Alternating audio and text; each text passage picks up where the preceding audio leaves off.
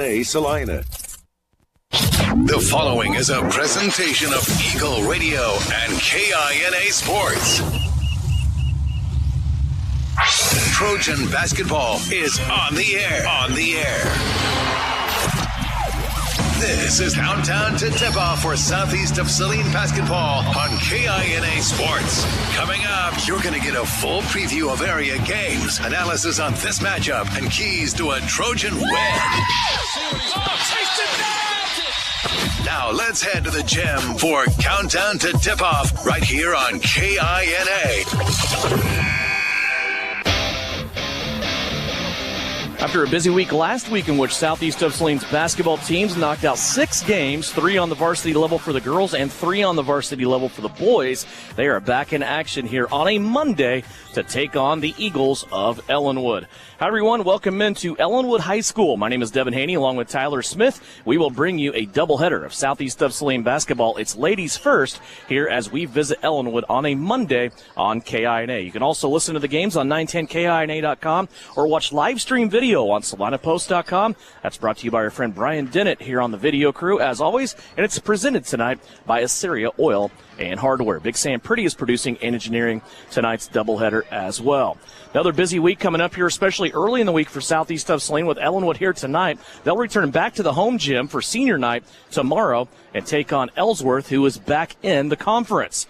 Busy week last week with 6 games. 3 girls, 3 guys, and Southeast of Saline on both girls and guys came out of the week 2-1. We'll look back at the week that was last week for Southeast of Saline and get y'all ready for this doubleheader of basketball. First, a 3-minute timeout as Countdown to Tip-Off for Southeast of Saline basketball is underway, and it's brought to you by L&L Advisors right here on KINA. Are you looking for a local brokerage firm to help you with your Medicare, life insurance, and annuities? L&L Advisors is the #1 local Medicare supplement and insurance specialist. Medicare can be confusing. Let the experts at L&L Advisors help make sense of it. Stop by one of 3 locations in Salina or McPherson and speak to an agent about the needs of your family. L&L Advisors, main office at 717 Roach right off Crawford and in the Central Mall Salina and downtown McPherson. Based on honesty and trust, contact L&L Advisors today. Okay, Coach, thank you for your breakdown on your offense and defense.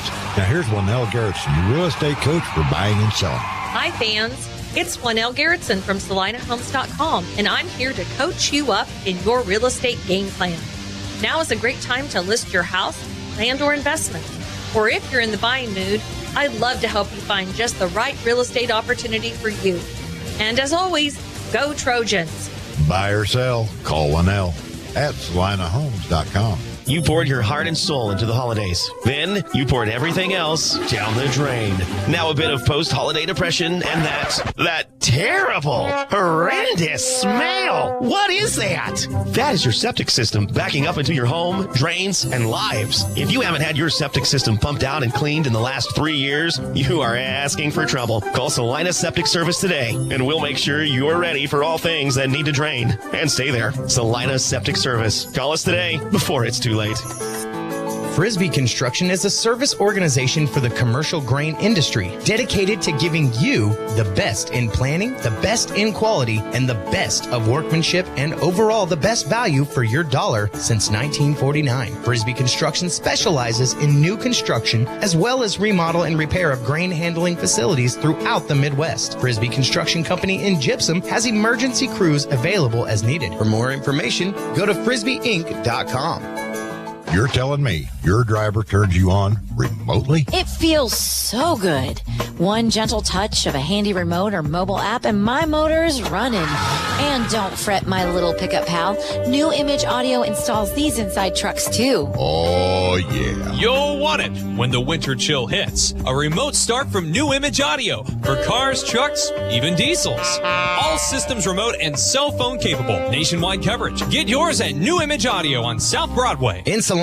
Maybe you don't play quarterback or make the highlight reel. Maybe you're not a high school athlete anymore. But just like an athlete, you can get first-class orthopedic care from Salina Ortho.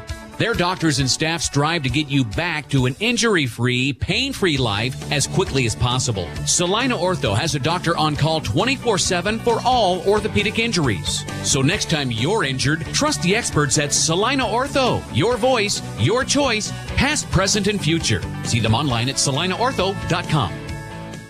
This is Trojan basketball on KINA. Back here at Ellinwood High School, Devin Haney along with Tyler Smith, and we are in the South Gymnasium here at Ellinwood High School. It is not their newer varsity digs, and there's a story behind that as people are piling into the gym here today. Tyler, it says that Ellinwood is going to have an event that rarely occurs and probably never has occurred at Ellinwood High School before. It says that the fathers of two opposing coaches tonight in the boys' game, Grant Lane, who is the father of Ellinwood head coach Jaron Lane. Grant coached the Eagles here from 98 to 2005. And we've talked about in our broadcast a little bit Francis Flax, who, of course, is Bryson's father. Francis coached here from 1972 to 1979. Grant and Francis also coached in the gymnasium that we're in today, each of them for 7 seasons, and they just put a brand new floor in this gymnasium. So as a memento and a thank you to both of those coaches, they are presenting them with a piece of the old court that was taken out here in the gymnasium where they both spent 7 seasons coaching basketball. So I guess you can call it a little bit of a throwback night tonight here at Ellinwood High School. If you're watching video on Saline Post, you will see that we are not in the usual varsity gym for the Eagles, but still a very nice older South Gymnasium here at EHS. Yeah, it's got this old school feel, and if you want to tie a story behind it, I love that story. Like, if you want to go old school with this stuff, let's teach these kids some history. Let's understand kind of the people that they're around, and anything that gives a nod to Coach Flax, I'm all about. I mean, that guy's done so much. It's funny, you know, we talk about this all the time, but sports just kind of give you a platform to other things. Francis Flax, you talk to him all around Saline, that guy's a better person than he is basketball coach, and his basketball exploits are known throughout the United States. But what a great guy, and, you know, tip of the cap to him. It's going to be a cool deal. We also are in tighter quarters tonight, so we ask you to give us a little bit of leeway and a little bit of permission, because I think we're part of the band now here at Ellinwood. I forgot my instrument. I didn't know this was going to go on, but it is going to be a little bit loud when the band is playing here at times directly behind us here at the South Gymnasium at Ellinwood High School. Busy week last week for the Lady Trojans and for the Trojans of Bryson Flax. They both come out of the week losing on the road at Beloit, but then come home to get 2, one against Republic County and then one against Minneapolis on Friday night. So 2 wins in a row to end the week. Now you start another busy week with Ellinwood here on the road tonight, Ellsworth back at home for senior night tomorrow. Let's first start with the Southeast of Saline girls. They are sitting right now with a pretty darn good record at 12-5. There's nothing wrong with that, but as we've talked about time and time again, it is still not doing them any favors in that just death row of a sub-state that they got put into. They are supposed to host the sub-state site, but they are right now still in jeopardy of going on the road as the 5 seed at 12-5 in the first round. Yeah, it's just kind of one of those unfortunate years, right? I mean, you look at these sub-states and you can analyze them all you want in 3A, and there's some weak sub-states, there's some extremely strong sub-states, and this year Southeast just happens to be one of those strong sub-states. But I think it's one of those things, like, I mean, if you want to make it to Hutch and get yourself into that dance, you're going to have to go through those teams anyway. And I, you know, knowing Shauna Smith as well as we do, I don't think she would want it any other way. Like, you want to beat some big dogs to get in there. You don't want to go in there as a fluke. You want to go in there as a team that can do things. And I think that's something we see, that we've seen flashes of this team. They're fully capable of going to the state tournament and doing a lot of damage, and they're capable of faltering. So let's see what you got. And I think the next 3 games to finish out the season are going to tell a lot kind of what happened in the postseason with this team. After losing to Beloit on the road after they got a bad start, down 11-0, Southeast of Saline came back. They played well for the rest of that Beloit game, but took the loss. Then they crushed Republic County on Thursday and then came back and got a big victory over Minneapolis on Friday night. And they equaled the Minneapolis record to their own. Both teams at 12-5 now after a 42-40 victory in this game. If you look back at this contest, Tyler, what did you guys see when you looked at this game? Obviously, defense kind of rose to the occasion at the end of this contest because Southeast only had a 2-point basket. Minneapolis only had a 3-point basket. Only 2 field goals, one on each side in this quarter. And Minneapolis nearly chipped away at all of the Southeast of Saline just at the free throw line with Raylan Robinson. The Southeast able to hold on, especially there at the end where they had 2 stops underneath the Minneapolis basket to get the 2-point win. Devin, I thought the biggest key was that there was never a panic from Southeast. Maybe as fans, as commentators, we were panicking a little bit, like, let's go. There's just a sense of calm and, like, we're in control. We got this. And I think that's the biggest thing. It doesn't matter how you finish out games, as long as you finish them out. They built themselves a big enough lead, and they were able to just continue with it. Some silly turnovers late in that game, but it was the defense. It was the defense that held, two shots within 30 seconds, 2 timeouts that Minneapolis had to take, 29.4 with the first one from a sideline inbounds, then back around, with 4 seconds to go. Like there's big time moments that you can grow off of your coach Shauna Smith and this team, and they know they hang their hat on defense. If the offense comes, that's when all heck breaks loose for the other team, but you can still play with anybody in the state with the defense that they play. 42-40 again, the final on that. Also, just a slight preview here on the boys while we have time. They kind of also had about the same road as the girls last week. They lost to the number 1 team in the state at Beloit on Tuesday. Came back, had a really good scoring night on Thursday against Republic County. Also did the same, really, with Minneapolis on Friday night. So now Bryson Plack's guys have won 2 in a row, and they look to make it 3 in a row here against the tough Ellinwood team here at home tonight. And this Ellinwood school and also Southeast of Saline on the guys' side, it's been a pretty good battles here lately. Of course, Southeast got the best of them last year, but this is an Ellinwood team on the guys' side. This should be a really, really good game in the second game of our doubleheader. That's one thing these Ellinwood guys do is they put up points, and they will fly up and down the court. It's almost times they're not looking at the scoreboard. They just want to run, and go. And I think a lot of times that's what Coach Flax wants from his boys as well. Like, get up and down the court, let's run, let's go. And that's going to be the fun thing. Like, who's going to all of a sudden put a stop to that? Who's going to make a couple defensive stands? And who's going to get their team going defensively, making that defensive transition to offense? Southeast of Saline here on the road. A special Monday night at high school basketball as they take on Ellinwood. We'll be back with the starters and the tip as we get ready for the girls contest. It's coming up in about 3 minutes right here as Countdown to Tip-Off rolls on. It's brought to you by L&L Advisors on KINA. Don't get caught on empty. Fill up on all your basic needs at Asaria Oil and Hardware. We want to be sure you are fueled up and ready for whatever may be around the corner, no matter what time of day. Now live at Asaria Oil and Hardware, 24/7 pumps. No matter what time of day or night, your gas and diesel tanks can rely on us. During regular business hours, you can get your favorite pizza and snacks to have enough energy to win the day. Asaria Oil and Hardware, located in Asaria at the corner of Center and Main. We'll fill you up. The Bennington State Bank proudly supports local sports and wants each student to know that their hard work and talent is noticed and appreciated. At Bennington State Bank, they care about local communities and are committed to fostering long-term relationships through the delivery of excellent customer service, integrity, and fairness. From helping local businesses to supporting community youth and nonprofits to helping you purchase your dream home or invest in your future, Bennington State Bank is here to help. Give them a call to experience exceptional banking with hometown service. Bennington State Bank, your trusted hometown bank. Member FDIC. Knopf Auto and Truck Accessories. Everything to bling out your ride in one place, including top quality lift kits, wheels and tires, bumpers, Jeep accessories, fender flares, bed covers, bed liners, step bars, even custom painting.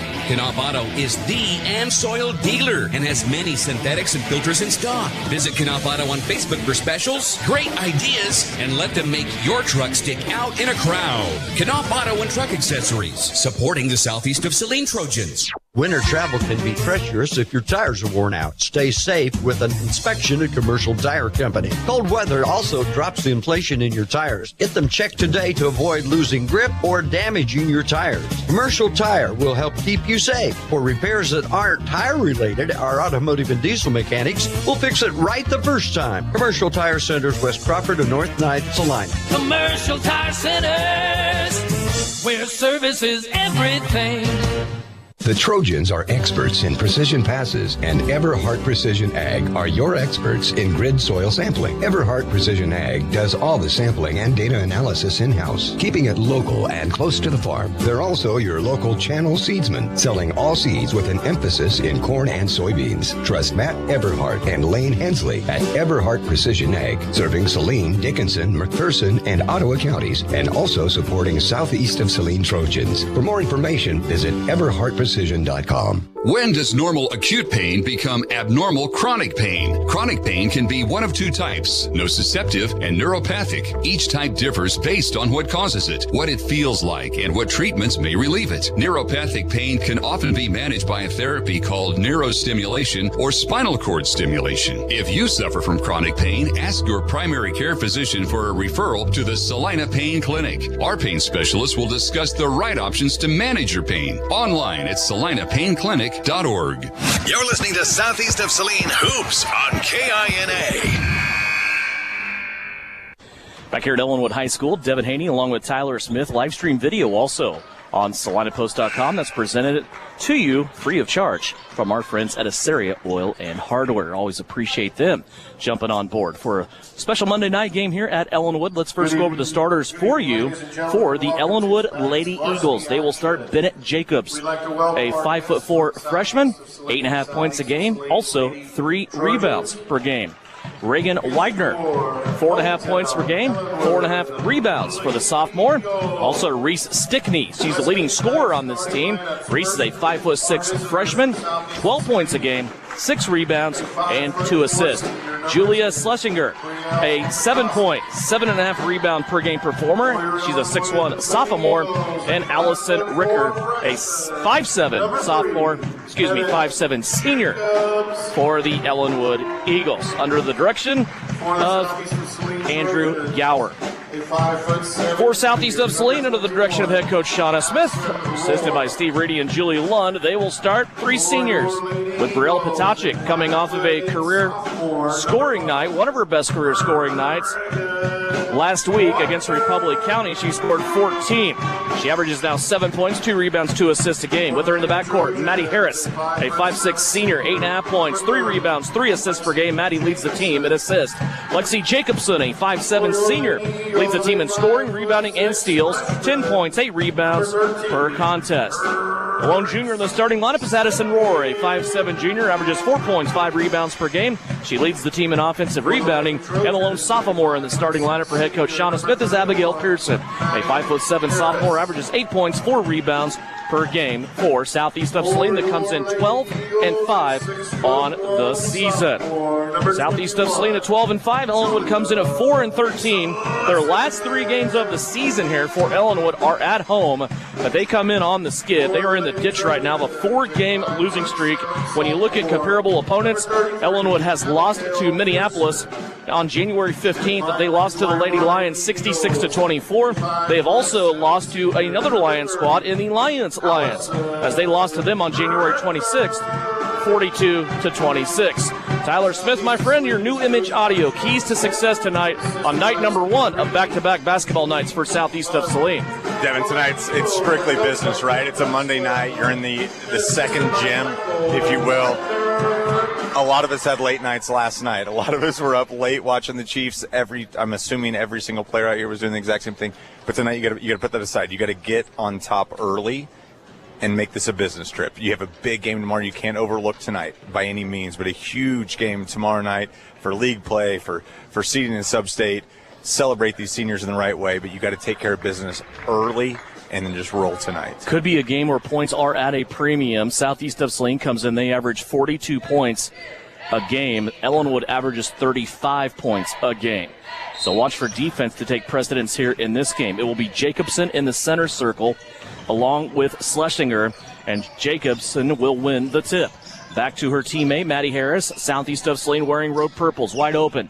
Abba Pearson off the warm-up shoot-around. Kansas 3 as Abigail Pearson gets us going. And you can tell the business side already has started from Southeast, starting off in a press. Full court pressure here by Southeast of Saline. Ellinwood wearing their home whites trimmed in blue and red. Breaking that pressure, now looking to start a half-court offense. Southeast of Saline falls back off the press. Looks like they're playing man-to-man. Here is a drive on the left-hand side. Ball on the floor by Reese Stickney. Now she plays a cutter. Shot up, no good. Rebound, Addison Rohr and Brielle Potachik. Brielle will take it and bring it up the floor. Across the timeline now, Potachik bounce pass, left-handed style to Lexi Jacobson. Jacobson left it long off the window. Put back attempt on the opposite side by Addison Rohr. And Southeast of Saline comes away empty. They still lead 3-0. Yeah, good offensive rebound right there. We just saw Schlesinger just straight up. Great block from the big time, from the 6'1" sophomore. First turnover there belongs to Ellinwood. They will give it back to Southeast of Saline. Glad you could join us here on a Monday night. Chiefs Kingdom show will come up after the Southeast of Saline doubleheader. I'm sure that will be a lot of fun, talking about the victory in the Super Bowl last night for the Kansas City Chiefs. Deep post entry here to Jacobson. She plays it back out to Pearson. Abba's going to improve her angle around the defender. Short corner jumper from 12 is up and good. It's Abba Pearson, the sophomore from southeast of Saline, with their first 5 of this game. And Devin, subconsciously, it's such a difficult play from Abba. She just got done draining the 3, and right there she pump fakes the 3 and gets herself a better shot. Ellinwood with a runaway here as Reese Stickney puts it in. No safety back there for southeast of Saline. Their defense all got crowded up between the top of the key and the half-court stripe. But Lexi Jacobson will make up for it with a driving left-handed layup. Yeah, nice play. We see Jacobson get the ball in the high post right there. She does a great job, just ball fake, and she's so explosive to the rack. Great finish. Here's Ellinwood again going to the basket with nobody back for southeast of Saline. This time it's Julie Schlesinger scoring the basket. Back-to-back runaways there by Ellinwood. Jacobson inside this time defended and contested. Can't get the roll, but offensive rebound stays here with Southeast. Inside 6 minutes left to go. We're just underway first quarter. Here's Jacobson again driving in a block up high. Clearly the official's going to let these girls play as they go back and forth here, trying to get settled into this one. 7-4, southeast of Saline leading by 3. Here's Roar up top. She'll swing it right now to Potocik. Bounce pass inside and went right through Jacobson and into the hands of Ellinwood. First turnover of the game for southeast of Saline. Yeah, and definitely the officials letting them play. We've seen right there, Maddie Harris does a good job just kind of getting a hand on the basketball. Might have been a hand on the arm as well as Jacobson with the steal right there, but letting things go. The flow is nice so far. Lob pass in to Schlesinger was knocked away by Jacobson and stolen. Now she picks a double team on going to the rack, and Lexi able to get the 2 off the window. Boy, she is really going hard on that left-hand side. Yeah, and I think every shot she's taken has been on that left-hand side other than the first missed layup that she had. But you're seeing right there the defensive pressure, just it's an unforced turnover right there from Allison Ricker, but that defensive pressure just continues to be really, really consistent from Southeast and just kind of forces you into bad positions if you're Ellinwood. 9-4 our score. Southeast of Saline is led by 5 a couple of times as Shauna Smith starts her substitution. Roar and Potocik comes out. Reagan Duran and Sutton Douglas in. Those 2 youngsters had good weeks last week. Here's Duran with it. She's going to drive to the keyhole, hand it off to Pearson. Pearson scored our first 5 in this game. Here's Maddie Harris, 15-foot jumper from the right elbow. That's no good. Rebound taken, now going back the other way. Here come the Eagles. Trapped on the sideline. They get it in now down low. And a shot that's partially blocked by Jacobson, picked up by Schlesinger, and then it's cleared out of there by Jacobson after the miss. Here comes Maddie Harris. Little handoff to Douglas. She powers through. Can't get it off the window on the left side. And the rebound taken in by Ellinwood. Here comes Ellinwood again. Up the floor. Tempo is high between these 2 teams here in the early going. Oh, nice. Nice pass down low. And really all Reagan Duran can do is commit the foul. And that will give us our first stoppage in play for a foul. It's a shooting foul coming up. Stepping to the line for Ellinwood will be Julia Schlesinger, a 6'1" sophomore, 7 points, 7.5 rebounds per game, and she nails the first free throw. That gives her 3 so far tonight. Yeah, great ball movement right there. And Reagan just kind of got caught in a bad spot, didn't she? I mean, there's nothing she could have done differently. She did a great job committing a hard foul and sending Schlesinger to the line. I have a hard time believing that was her assignment defensively. She was probably helping somebody else out, but she did the best she could there to prevent that. But Schlesinger makes both free throws. Here's Jacobson. She'll try a 3. That was no good. Sutton Douglas down low gets the rebound. Now plays it back out to Maddie Harris. Maddie on the right wing. Here's a beautiful pass down low as the Everhart precision pass of the game happens early again, and it's Maddie Harris. Harris drops the dime down there on Sutton Douglas, and we have our first stoppage in play. It's a 30-second timeout. We'll take it as well. We are halfway through the first quarter. Actually, a full timeout, so we'll make it a double. 11-6 our score. Southeast of Saline leading by 5 here on KINA. Insurance is something we all need in our business, home, car, and life. But do you really understand what's covered? And most importantly, what you are paying for? Hi, this is Rob Carlson in the Salina office of Smart Insurance. Change is good, especially if you haven't looked at your insurance policy lately. I can help you understand what you need and where the gaps are in your coverage. We provide free quotes and take pride in looking out for you. Smart Insurance, with locations in Salina, Abilene, and Harrington.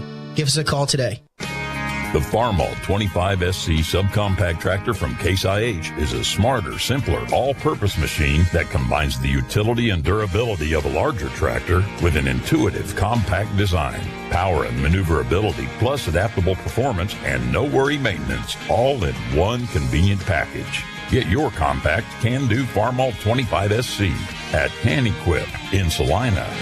Can equip you. You're listening to Southeast of Saline Basketball on KINA. Out of the full timeout from Ellinwood's sideline, Eagles have the basketball. Southeast of Saline with the lead here early on, 11-6. Skip passes over the top of this Southeast of Saline zone defense. Now they bury it in the corner on the left-hand side, skip it back near side, and a traveling violation, the third one of the game so far on the Eagles. They have turned the basketball over 4 times. 3 of them have been traveling violations, and that will give Ellinwood a chance to get Addie Stickney into the game. The freshman comes off the bench, averaging 3 points and 4 rebounds. And again, it's that attacking zone, right? Like it's a zone, but you're always attacking, you're always trapping the basketball, and it's leading to dead ball turnovers for Southeast. You relax on offense, right? So if you possess more of the basketball, you're going to get more time to kind of rest. Here's when you take advantage of it.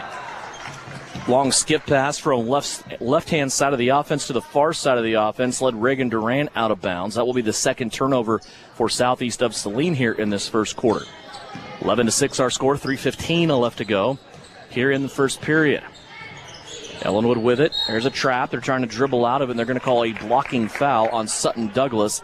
This will be the first for Sutton and the second team foul for Southeast of Saline. And that's one of those, Sutton just got there a little bit late. You want to put a foot like right next to that baseline, make sure the ball handler can't get around you. Sutton just got there a little bit late. It's a good call from the officials. Here's a drive and a kick out. Ellinwood working through their offense here. They've been patient so far. If they can cut down the turnovers, probably not bad. They're going to take a 3-pointer here that goes high off the window. That's not going to go down, but Ellinwood gets their own rebound, and now a tie-up in a dual possession. The arrow at the table will keep it with the Eagles. They will inbound underneath their own basket. That gives Abba Pearson a chance to pop up. She will grab Lexi Jacobson to bring along with her.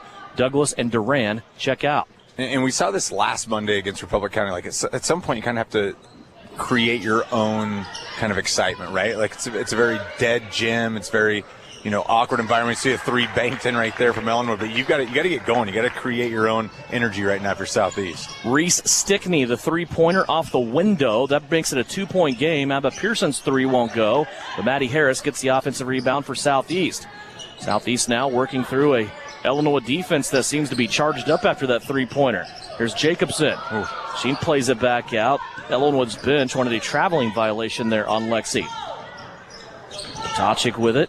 Now a handoff to Harris. Maddie will get in the paint. That little runner baby hook from Maddie Harris is up and in. Her first basket of the game. Isaiah Pacheco-esque right there. I mean, she just starts going downhill, puts her head down. Great finish from Harris. And you need a bucket. You can really count on her, especially through about the last half dozen games. Here's a shot put up by the Eagles. That's no good. Pearson with the rebound. Running the floor now. Abba plays it off on the right wing to Harris.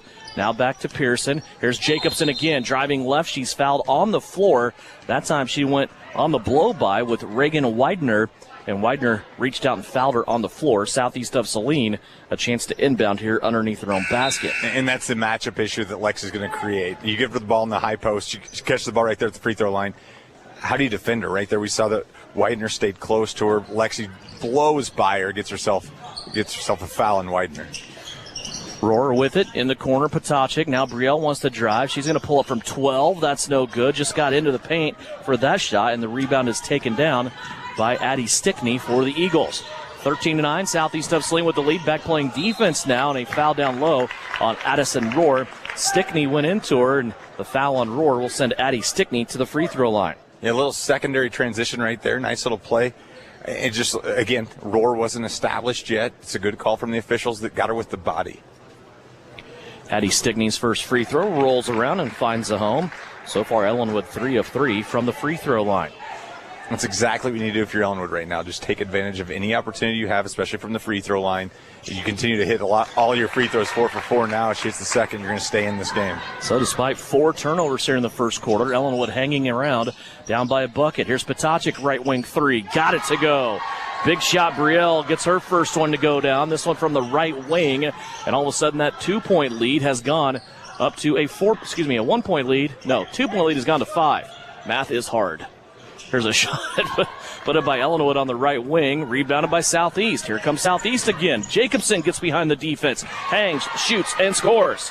Lexi Jacobson. Boy, this game is kind of right in her wheelhouse, isn't it? Yeah, it really is. Anytime Lexi can get out and run, that's a positive for Southeast. And you're seeing that she's just the fastest player down the floor. Great catch right there. Great recovery. Great finish from Lexi. Just like that, the biggest lead of the game for Southeast. They are still running. Shot by Ellinwood. Here comes Jacobson on the run out. Lexi stops mid lane, kicks it out to Harris. Maddie back to the free throw line. 15-foot jumper. Won't go down. Boy, that ball was halfway into the cylinder, and then it popped out, and the rebound comes to the Eagles to Bennett Jacobs. Jacobs plays it off here to Stickney. And now a steal by Abba Pearson. Somehow she kept it in bounds. Here's Jacobson now up the floor. Right-handed layup. Goes in. 8 first-quarter points for Lexi Jacobson. This thing has turned into a track meet. It really has. We talked about how many points a game that each team was averaging, how the defense is going to be there. You're seeing both teams going to play high pace, and they're just going to keep going at each other. You see a 3 drained right there by Jacobs. I mean, both teams are just pushing the ball. The Southeast lead was up to 9, and now it is down to 6. Here's Brielle Potachik, though, at the buzzer. Got it to go. Big shot, Brielle strikes again as she gets 2 3-pointers in the last minute of the first quarter, and Southeast of Saline will take a 9-point lead into the second quarter.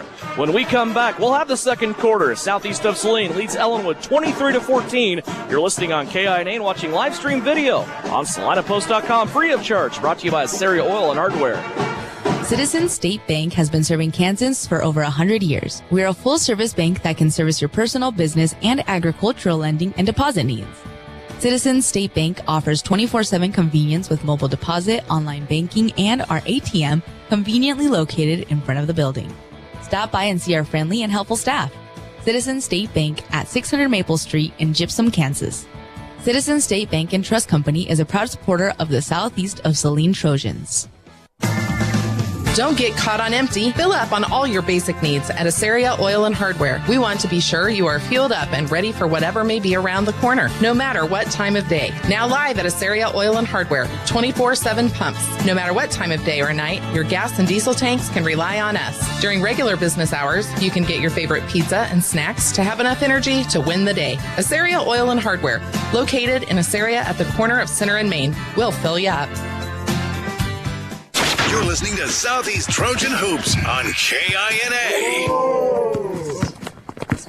Southeast starts with the lead and the basketball as we start second quarter action. Southeast also has a 9-point lead. Tyler, we were talking in pregame about look for defense to really take control of this one. Southeast averages about 42 points a game. Ellinwood down about 36, but those two teams combined for 37 points in the first quarter. Yeah, and both teams just want to get out and run. I think they want to try to tire the other team out, and you're seeing Ellinwood.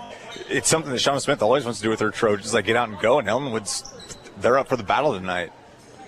23-14, Ellinwood. Bennett Jacobs hit a 3-pointer there shortly before the buzzer of the first quarter, but then Brielle Potachik was able to answer her back and take those points right back for Southeast and reestablish their 9-point lead. This came after Ellinwood got it as close as 2, and then Southeast won a little 7-0 run there.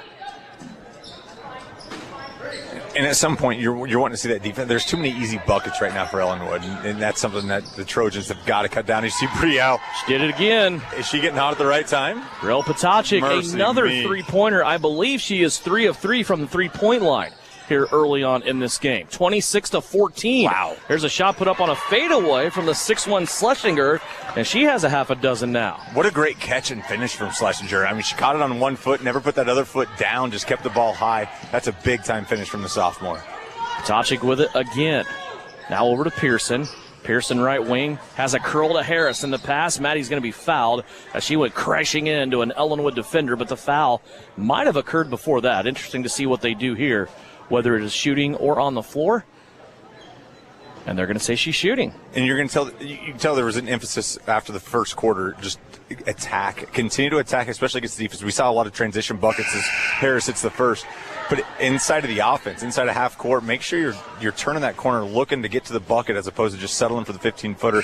And again, if Maddie Harris gets going downhill, good luck. I mean, she's so agile. She can do so many creative things, but right there is put the head down and go up strong.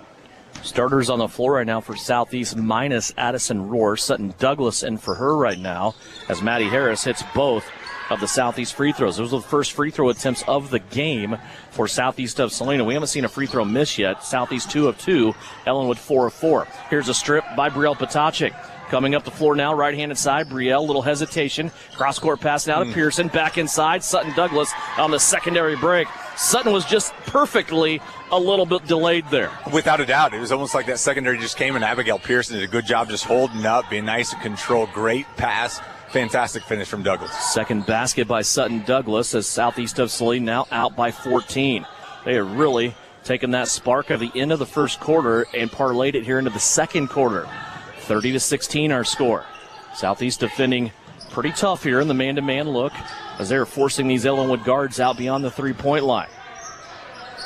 Ellinwood so far 6 turnovers. Make it 7.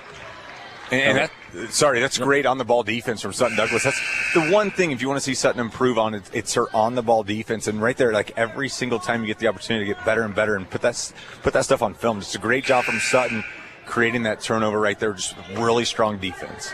30-16 our score. Southeast of Saline set to get it back. Douglas will go out. Maddie Harris will take her first break. Brielle Potacek will take over, bringing the ball up the floor, along with Reagan Duran, Addison Rohr, Lexi Jacobson, and Abba Pearson. Potacek plays it left-hand side to Duran. Now back to Jacobson, who gets into the paint. Now plays it out to Pearson. Pearson to Potacek. Boy, a lot of crisp ball movement here for Southeast of Saline. They get it into Potacek. She drives, got a little bit too far under the cup, but Addison Rohr will grab the offensive rebound.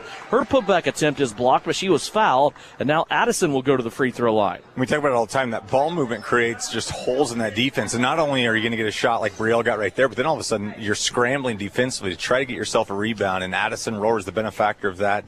Had great position, goes up strong, buries the first free throw. She's got a second one on her way. Foul on Addie Stickney, her first for Ellinwood. That free throw by Rohr makes her the 6th Southeast of Saline player to score in this game already, with 5:54 left to go in the second quarter. She missed the second, however, and the rebound is taken in by Reagan Widener for the Eagles. 31-16. The free throw by Rohr extends that lead out even more. And now Ellinwood has it go off their foot and out of bounds. It's another turnover for the Eagles. And again, they're just being pestered by Brielle. Brielle slaps that basketball right off the Ellinwood ball handler. Really good defense from Brielle. Here comes Potacek with it. Up across the center court stripe. Ellinwood playing man-to-man here as well. Potacek up top. Now goes Pearson left. Reagan Duran in the corner. Reagan will dribble out now and play it back up to Pearson, who's in the center of the floor. Jacobson on the right. Now she wants to drive. Takes baseline. Got a little bit of a bump there that sent her off her path, so to speak, and she lost her angle at the backboard and missed it. Ellinwood brings it away. Back to the other end are the Eagles. Hard bounce pass inside. It's stolen away by Reagan Duran. Here comes the freshman with it. Up the middle of the floor. She's going to collect the defense. Kick it out. Brielle for 3. Why not? Just keep them coming. Big shot, Brielle. 4 3-pointers now in the first half. And we still have 4:56 left to go in the second quarter. Beyond the outside shooting of Brielle Potacek. Southeast of Saline pulling away. We'll take a 30-second timeout. Back with more Lady Trojan basketball. The Southeast of Saline School District has a long-standing reputation for excellence. This excellence in public education has been a source of great pride and one of the factors contributing to the quality of life in our community. The Southeast of Saline Education Foundation works in partnership with the USD 306 School District and the community that it serves to maximize student potential, thereby creating a lasting legacy, not only for our children, but for our community. The Southeast of Saline Education Foundation salutes the Trojan sports program. This is Trojan basketball on KINA. Devanani Tyler Smith back here, Ellinwood High School, 34-16 now as Southeast of Saline. All of a sudden, Tyler, they have doubled up the Ellinwood Eagles here. Brielle Potacek leading the way. She has 4 3-pointers. I might have missed one, but I believe she's 4 of 4 from the floor. Yeah, and they've all been clean looks. They've all been in rhythm. I mean, this is great to see Brielle getting going right now at this point of the season. Southeast now playing defense out of that Ellinwood 30-second timeout. Ellinwood, to make things worse, they've turned the ball over 9 times so far here in this first half. Here's a poke by Maddie Harris, who has come back in. Ellinwood, though, keeps it. They put a shot up, no good. And it is going to be Julia Schlesinger once again putting it back up and in for Ellinwood. Yeah, it looked like Jacobson had position right there, but Schlesinger just did a really good job staying on top, staying taller than everybody else, and she didn't creep over. Lexi, despite her good position, can't get the rebound. Reagan Duran on the left side came off of a screen, curled to the bucket, and was able to score. Duran now the 7th Southeast player to score. 36-18. Here's a poke away by Brielle Potacek. Loose ball. Schlesinger, though, her height is going to win out on this battle as she keeps it and plays it out. Now they try to go back to her. She bobbles this one, and a foul will be called here on Southeast of Saline as Addison Rohr comes out, and she'll get the hustle foul there trying to get that basketball. Yeah, it's a tough one. And Rohr knew it as soon as the whistle was blown. She knew that she was guilty getting her hand in the cookie jar, if you will. But just, a hustle play. She saw a loose ball. She's going after a great, strong, just composure from Schlesinger to hold on to the basketball. Foul called on Rohr. But you don't mind that. That's one of those loose balls. You're just going after it. Is that number 2 on Rohr? That is 2 on Addison. I was just going to comment on that, too. This is a team that doesn't get in foul trouble for Shauna Smith, and they really can. I mean, it's a short bench. Here's a steal now taken away by Brielle Potacek. Was deflected by Ellinwood, and Brielle will bring it away. Here's Jacobson. She'll step to the free throw line. 15-footer up, no good. Reagan Duran down low, can't get it to go, and Ellinwood will take the rebound. To finish that thought, we just see little spurts, though, where there's 2 or 3 games where people might be battling foul trouble. Addison Rohr's in that stretch right now. It was Lexi Jacobson a week ago, and you just kind of see that. They shake it off, they kind of reform, and they get back to it, and it doesn't become a problem. They do, and it's because they every once in a while will pick up little hustle fouls like that, but you see just how they play defense. They play with their feet. They don't play with their hands. When they go up for balls, they don't, the hands are off. You see an airballed 3 right there off of Maddie Harris. But it's just, again, it's just how you establish, how you teach your team how to play defense, how to guard the ball, how to go up for rebounds. You do that, you're going to keep yourself out of foul trouble despite how aggressive you play defensively. 3:06 to play here, second quarter. 36-18 is the lead for Southeast of Saline. Here's a shot by Ellinwood, left-hand side of the basket. Addie Stickney gets her second basket of the night. Quickly, though, Southeast of Saline back on offense. Wide open down low. Pearson will find Jacobson as Lexi Jacobson now moves into double digits with 10. Good look there by Abba. Yeah, and just a great finish. Sometimes those finishes are the hardest. When nobody's around you, you find yourself all alone in the lane. Just great job from Lexi going up strong and finishing the bucket. 38-20. Southeast keeps teetering on that 18-point lead. They have not led by 20 as of yet. There's a deflection inside, ball out of bounds. It'll go off Southeast of Saline as Reagan Duran was trying to fight for it. And the official will give it here to Ellinwood, who will inbound underneath her own basket. Eagles way up high into the hands of Addie Stickney. She is going to try to hand it off back here to Reese Stickney. Ball got loose there for a second, but then they run it down. Lob pass, high post. Now backside. Addie Stickney has it again. A couple of jab steps there at Maddie Harris. Maddie's going to block her shot and then take it away.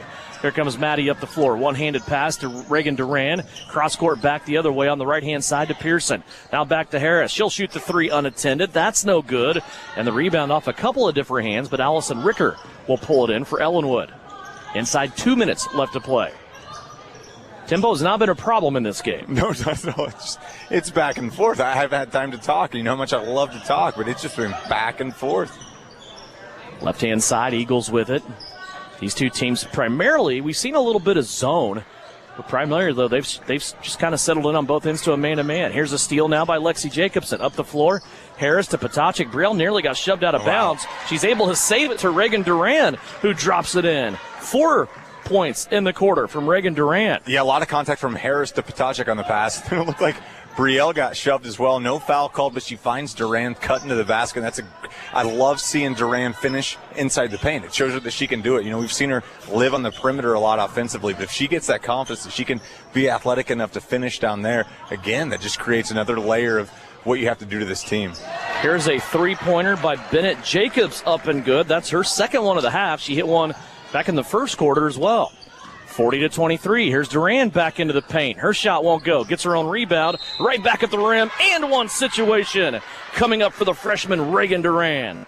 Boy, she had that mid-lane jumper right in the center. That came off a little strong, but she was able to get that rebound, then take a dribble back to the glass on the right-hand side where she was fouled after she made the shot.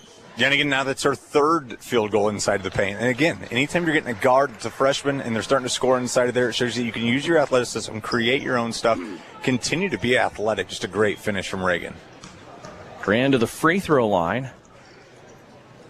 Trying to complete the play. The free throw is up and it rolls in. That is a new career high for Reagan Durant. Her first career high, she has scored 6 points. That was at Ellsworth. 8 points. She's still 1 point off. Got to pump the breakthrough on that one. 43-23. The Southeast back up by 20. 40 seconds left to go before we hit the break. Talk to Bryson Flax, I think, coming up here at the break. Ellinwood working the basketball around. High post now. Schlesinger. She'll turn it back out now to Reese Stickney. Stickney wants to drive. Lost the basketball for a second, but her teammate picked it up. Clock down to 15. Now Bennett Jacobs to the right-hand side where she just hit that three. She gives it up again. Clock down to 10. Here's Stickney driving to the elbow. She'll leave it in the corner for a three-pointer. No good. Pearson with the rebound. Clock down to 4. Across the timeline. Clock down to 2. Pearson pulls up for a guarded three-pointer, and that will be the end of the half. 43-23 is our score. Southeast of Saline leading over the Ellinwood Lady Eagles here at the break as we go to halftime. It's brought to you by Knopf Auto and Truck Accessories. When we come back, numbers from the first half. We'll also talk to Bryson Flax. It's coming up. When we come back, it's a 20-point lead for Southeast of Saline at halftime here on KINA. Knopf Auto and Truck Accessories. Everything to bling out your ride in one place, including top quality lift kits, wheels and tires, bumpers, Jeep accessories, fender flares, bed covers, bed liners, step bars, even custom painting. Knopf Auto is the and soil dealer and has many synthetics and filters in stock. Visit Knopf Auto on Facebook for specials, great ideas, and let them make your truck stick out in a crowd. Knopf Auto and Truck Accessories, supporting the Southeast of Saline Trojans. Okay, Coach, thank you for your breakdown on your offense and defense. Now here's Lynell Garrettson, your real estate coach for buying and selling. Hi, fans. It's Lynell Garrettson from SalinaHomes.com, and I'm here to coach you up in your real estate game plan. Now is a great time to list your house, land, or investment. Or if you're in the buying mood, I'd love to help you find just the right real estate opportunity for you. And as always, go Trojans. Buy or sell, call Lynell at SalinaHomes.com. This is the Trojan Halftime Report. Coming up, a first half recap. Shot at the horn! Stats, interviews, and a look at other area games. Now, let's get back to the gym for Trojan Halftime on KINA. Back here at Ellinwood High School, Devin Haney along with Bryson Flex now as we go to halftime of the girls contest here. Good second quarter there for Southeast of Saline. Ellinwood got it down to about 2 points late in the first. Then Southeast sprinted out, now leading it by 20 here at halftime. We now will look towards game number 2 of our doubleheader tonight. Of course, it'll be the guys contest featuring the Trojans of Bryson Flax. And, Coach, a busy week for you last week as a road trip to Beloit began the week, and then 2 at home as you ran away from Republic County, then did the same to Minneapolis on Friday night, 63-25. What'd you think about your week last week as far as all 3 games go? Yeah, we kind of started off a little slow, obviously. Beloit's really good, and I thought that we'd hang in there a little better than we did, but all in all, I thought in that game we did some good things. We just couldn't convert, really struggled to score the basketball, and that happens. Then fast forward to Thursday night, we were Republic came in a little outmanned, But at the same time, I thought we were pretty efficient. I thought we did some really good things. And then Minneapolis, same thing. They're missing their best player and their 6-man and come in here and battle.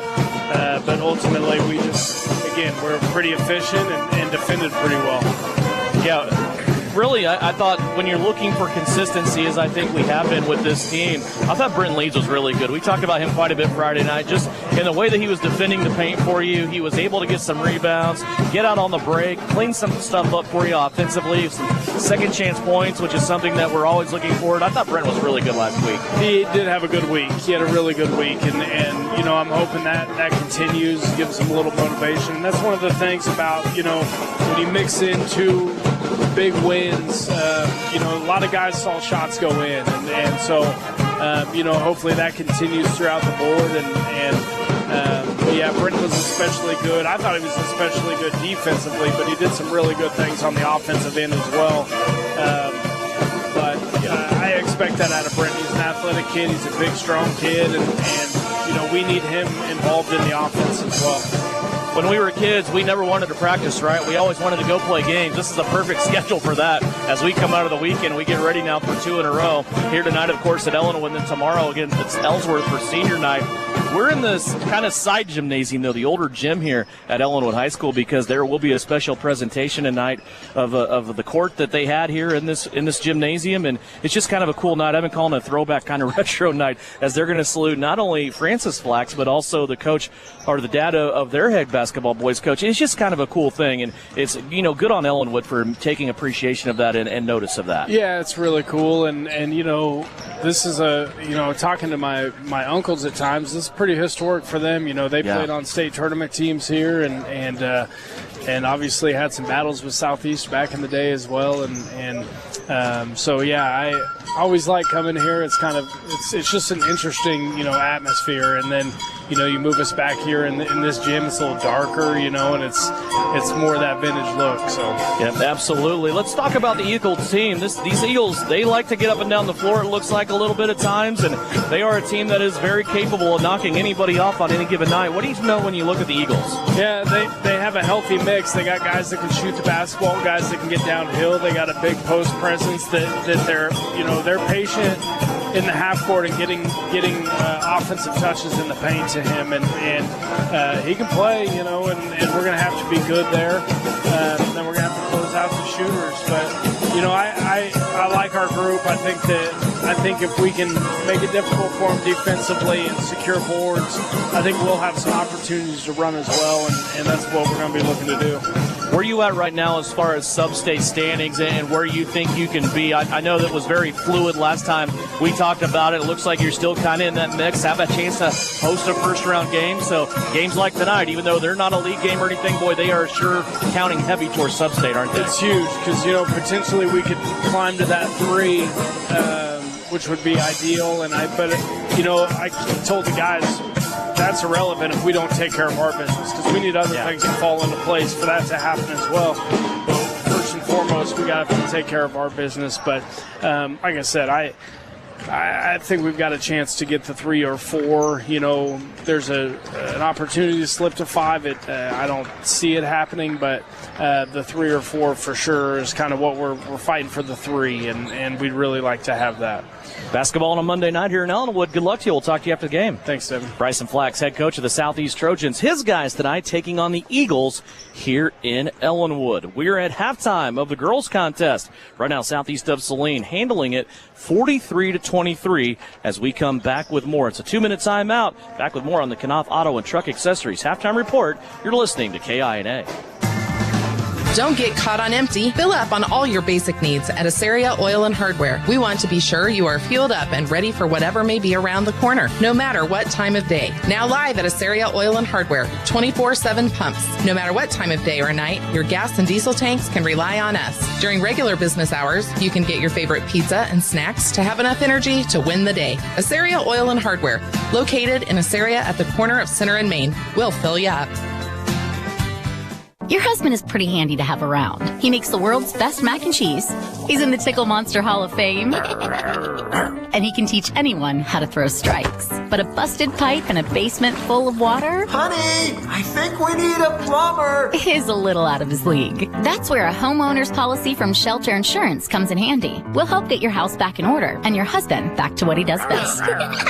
Hey Salina, come see us at the Kelly Kitchener Agency near the intersection of Cloud and Ohio. We want to be your Salina, Kansas insurance agent. Troublesome car repair and everyone has told you it cannot be fixed or it's way too expensive? Try McCam Auto Service in Gypsum, Kansas. They do quick, dependable work and provide the lowest hourly rate in the area. McCam Auto will service your vehicle from front to back and everything in between. They treat you and your car like a friend or even family. McCam Service specializes in engine and transmission rebuild. 701 Maple, Gypsum, Kansas. Wouldn't trust anyone else with my family car. So, if your repair seems grim, remember McKim. Give them a call today to make your appointment. When does normal acute pain become abnormal chronic pain? Chronic pain can be one of two types, nociceptive and neuropathic. Each type differs based on what causes it, what it feels like, and what treatments may relieve it. Neuropathic pain can often be managed by a therapy called neurostimulation or spinal cord stimulation. If you suffer from chronic pain, ask your primary care physician for a referral to the Saline Pain Clinic. Our pain specialist will discuss the right options to manage your pain. Online at SalinePainClinic.org. This is Trojan Basketball on KINA. Back here in Ellinwood, 43-23 is our score. Southeast of Saline leads it by 20. That's been their biggest lead so far this evening, and they are being led right now by Brielle Potacik with 4 3-pointers. She has 12 here at the break, 10 for Lexi Jacobson, 7 for Reagan Duran, 5 points for Abba Pearson, 4 points for Sutton Douglas, 4 points for Maddie Harris, and a point for Addison Rohr. Ellinwood right now being led by Julia Schlesinger with 8 points, 6 points for Bennett Jacobs, 5 for Reese Stickney, and 4 for Addie Stickney. Southeast of Saline 4 of 5 from the free throw line. Ellinwood 4 out of 4. Big discrepancy, though. As much as this game has been up and down, Southeast has only made 2 turnovers. Ellinwood has 10. That's really a big difference. But, boy, Southeast, when Ellinwood pulled them back within 2 towards the end of the first quarter, just seemed like that lit their fuse a little bit, and they just pulled away. It did, and that's exactly what you want coming out of halftime right now. Like, obviously, you're not going to play this clean and this crisp the rest of the way. You're looking to get some starters out here. There's Shauna Smith with a big game at home tomorrow. But the defensive intensity cannot stop. You've got to continue to stick with that, create some turnovers, just continue the Trojan intensity right now. If you're Southeast. Southeast still playing that man-to-man defense all over the floor right now. Here's a screen that Maddie Harris and Abba Pearson have to work through as they switch. They do so successfully. Now Ellinwood trying to take it to the hole. Pearson there, though, to shut him off. Now a ball that's taken away by Brielle Potacik. Eagles tried to pass from one block to the other there. Potacik took it away, now plays it to Jacobson. Lexi kicks it out to Pearson. Extra pass left wing to Maddie Harris. Harris now wants to drive. She goes back into the fray, plays it out to Brielle. Now over to the corner. Harris will shoot that 3. That's no good. Rebound just over the arms of Addison Rohr, but then it's going to be picked up by Pearson. Here's Jacobson on the drive. Back out to Brielle Potacik. With a lot of good ball movement. Here's Addison Rohr popping wide open, and Maddie Harris led her into a basket. Give the dime to Maddie Harris on the assist. And Addison Rohr with her first field goal of the game. Yeah, how about the unselfishness of Harris right there? She had a wide open lane, but also saw Rohr cutting in. Just a great pass. Good finish from Rohr. Here's a drive now by Ellinwood and a shot up that kisses the front of the rim. That's no good. Brielle Potacik with the rebound and the run out here for Southeast. Across the floor to Pearson. Back in to Jacobson. Double team there. Now Maddie Harris wide open. The 3-pointer bounces off the rim. That's no good. Fight for the basketball. It will stay with Southeast of Saline.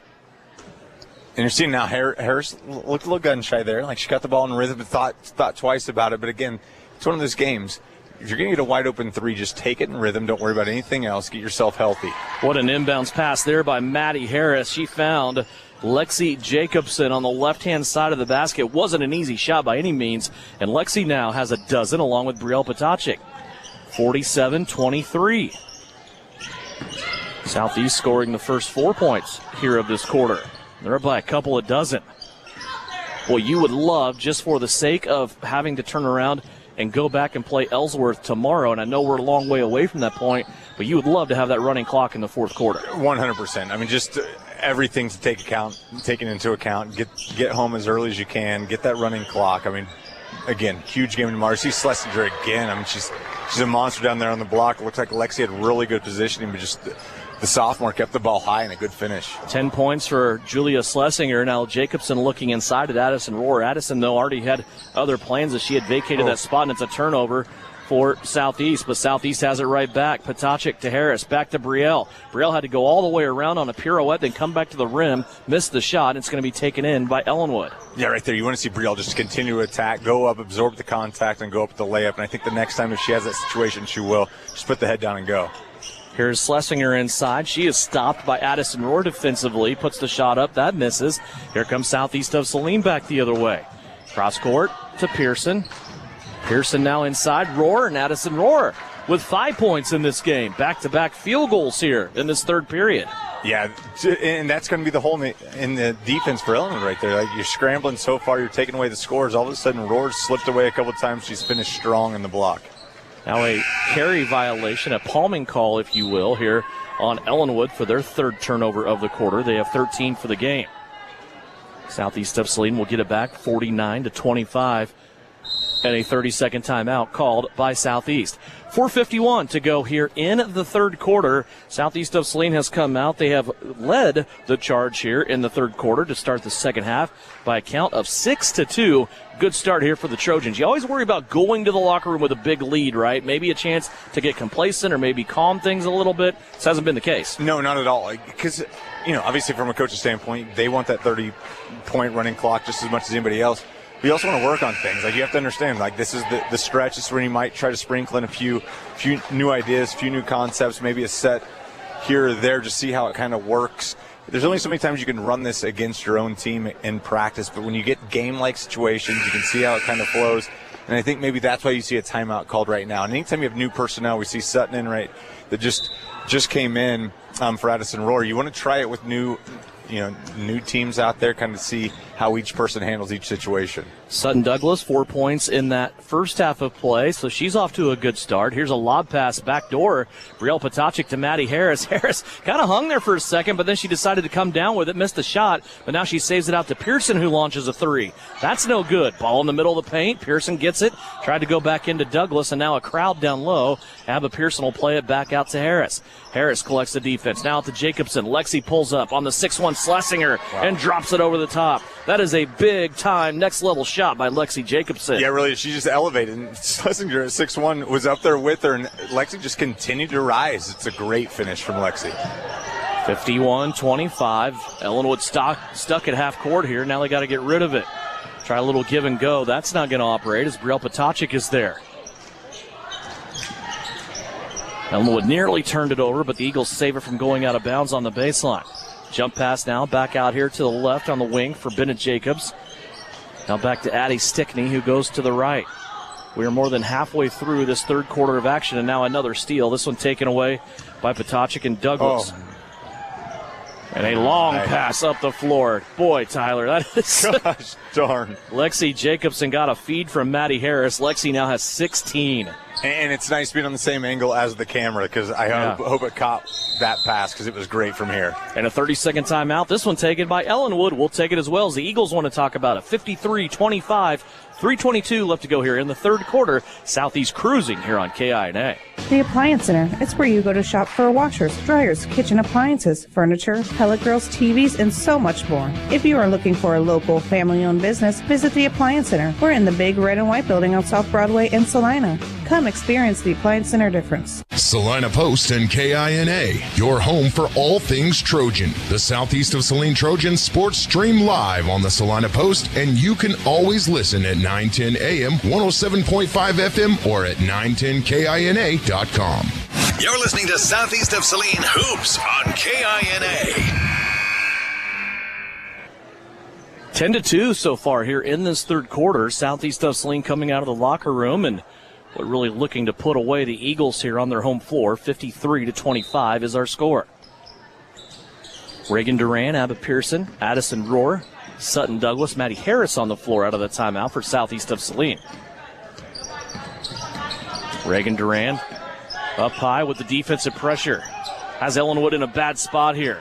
Bennett Jacobs trying to get out of it, nearly got a 5 count. Maddie Harris comes in, pokes the ball away, and it's going to be a team steal there for Southeast of Saline. Yeah, Devin, great job from Harris, but that was all caused from Duran. Duran's on-the-ball pressure was just excellent right there. Bounce pass inside to Roar. She misses her first attempt. Sutton Douglas misses the putback. Addison Roar comes from one block to the other underneath the rim and cleans it up. Those two inside. Addison Roar having a really good third quarter here, scoring with 6 points, and Ellinwood gets a basket from Addie Stickney. Her second field goal. Yeah, impressive from Stickney right there. There was a lot of commotion. It was kind of very chaotic, but she just stuck the feet down, got herself in a great position and finished. 55-27. Here's Roar again on the drive. And they're going to say a hand check foul called on Ellinwood. It's our first foul of this quarter. And it's going to go against Julia Schlesinger, her first. And that's an element of the game we haven't seen a lot from Rohr. Putting the ball in the basket, driving baseline. We see a lot of her points come from offensive rebounds or just from entry passes right there, but really aggressive to the hole. And she draws the foul on the 6'1" sophomore. And it's Lexi and Addison Rohr here in this third quarter inside. Just nothing but points in the paint for these two. There's Duran now driving baseline, and she is going head-to-head with an Ellinwood defender. The referee said she stepped out of bounds on the baseline. That is the second turnover of the quarter for Southeast, just the fourth of the game. 55-27, 2:14 left to go here in the third. Ellinwood dribbling up top. Now they go high post. Schlesinger with it. She looks over both shoulders, now passes it back where it came from. Ellinwood working on the right wing now. And a foul will be called on Sutton Douglas. It will be her second. Nobody with more than 2 fouls in this game. As Brielle Patacic comes in, she'll replace Abba Pearson. 55-27, just inside 2 minutes. And just looking at this inbounds play, I'm assuming they're throwing it high to Schlesinger, which would be a great idea. But you can just tell there's so many Southeast defenders knowing exactly what's going to happen. And a steal by Brielle Patacic. Brielle going down the floor, lost the handle on it and had to regain it. She travels with it and turns it right back over. Yeah, it's one of those situations. She just got so far ahead, the ball kind of bounced a little bit ahead of her. She puts her left hand on it, called for the double dribble. Good call from the officials, and Brielle knew immediately she got stuck with that one. This floor is brand new in here, and when I was kind of walking in during the JV game, you know how sometimes you just get a hollow thud when somebody dribbles the ball? Yes. There are those spots, and I'm not making excuses for Brielle. I'm just making an observation that she very well could have been going down the floor and hit one of those dead spots. Ellinwood with the ball back, 90 seconds left to play here in the third. Now a steal by Harris. It's on the floor. She's going to pick it up. Here comes Maddie Harris. It's 2-on-3. Reagan Duran joins the party. Duran now missing the basketball as it gets poked away. Sutton Douglas comes in like a wrecking ball, and then she is fouled. And it looks like 2 free throws coming up for Sutton Douglas. It just looked like everybody was going a little bit out of control. Sutton gets the ball, goes up strong, a lot of hands on her, and she's going to draw the foul, go to the free throw line for 2. Foul for Ellinwood goes on Addie Stickney. It is her second personal foul, second team foul, with 1:18 left to go here in the third. Douglas' first free throw is up and good. Sutton's first free throw attempt of the night. She has 5 points.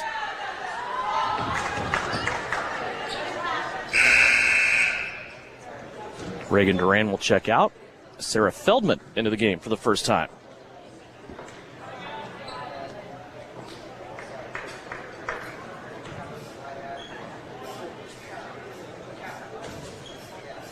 Sutton patiently waiting her second attempt here. She now has the basketball, and it's on its way. Too strong, no good. Addison Rohr with the tip over to Maddie Harris. Here's Maddie with an 18-foot jumper. Splashes it through. Maddie Harris. Remember, I talked about that with Addison Rohr the other night about she doesn't get all the rebounds, but, man, she does a nice job tipping to teammates. She really does. She's always getting a hand where it needs to be. She did a good job extending that possession for Southeast. Shot put up by Ellinwood, no good. And guess who? Addison Rohr with yet another rebound. 58-27. It's a 31-point Southeast lead. Patacic in the paint. Kicks it out to Feldman. Patacic now with it back. One-handed bounce pass into Rohr. Rohr was trying to hold off a defender and get the ball, and Southeast is going to cough it up. 4 turnovers in the quarter on Southeast of Saline, and now a pushing foul will be issued here to Sarah Feldman.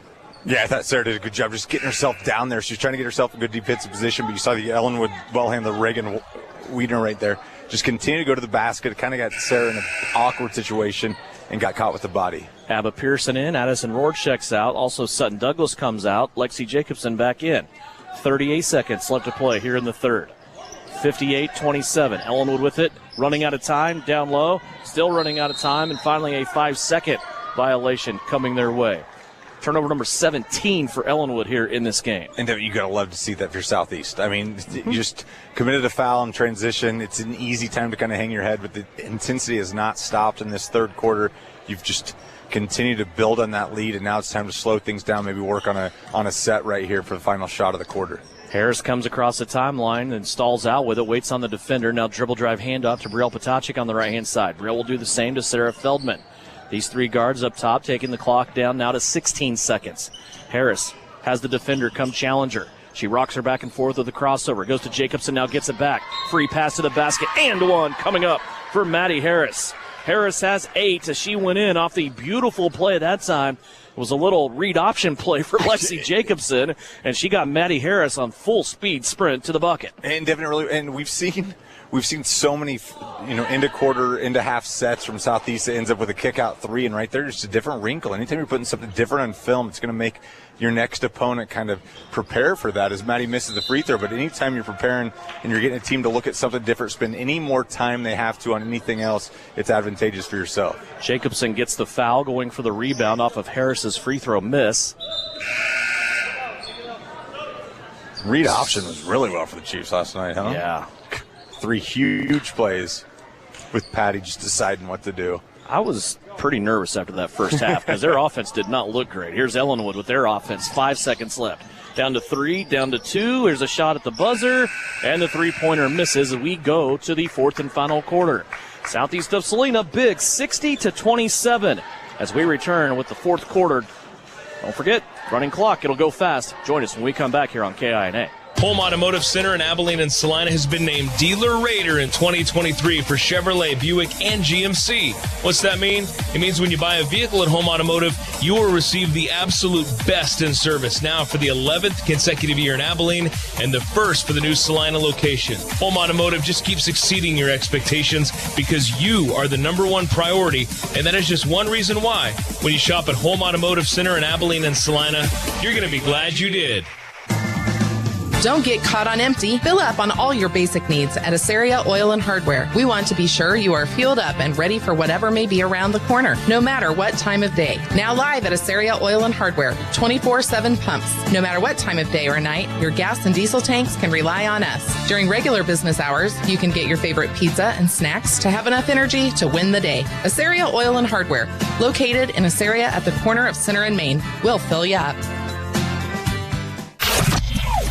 You're listening to Southeast of Saline Basketball on KINA.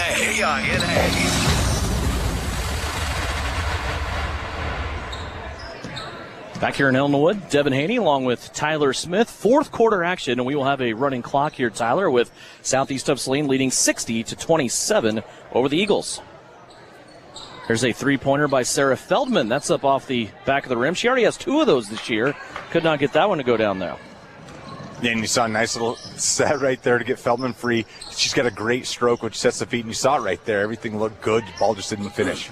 Already at 60 points, starting the fourth quarter. This is the highest offensive output for Southeast of Saline this season. The other one coming against Lions in the first round of the Sterling tournament, where Southeast of Saline scored 58. And a very similar approach that we saw in that Lions game. When you're going to come out, you start out with full court press. You saw what you could get.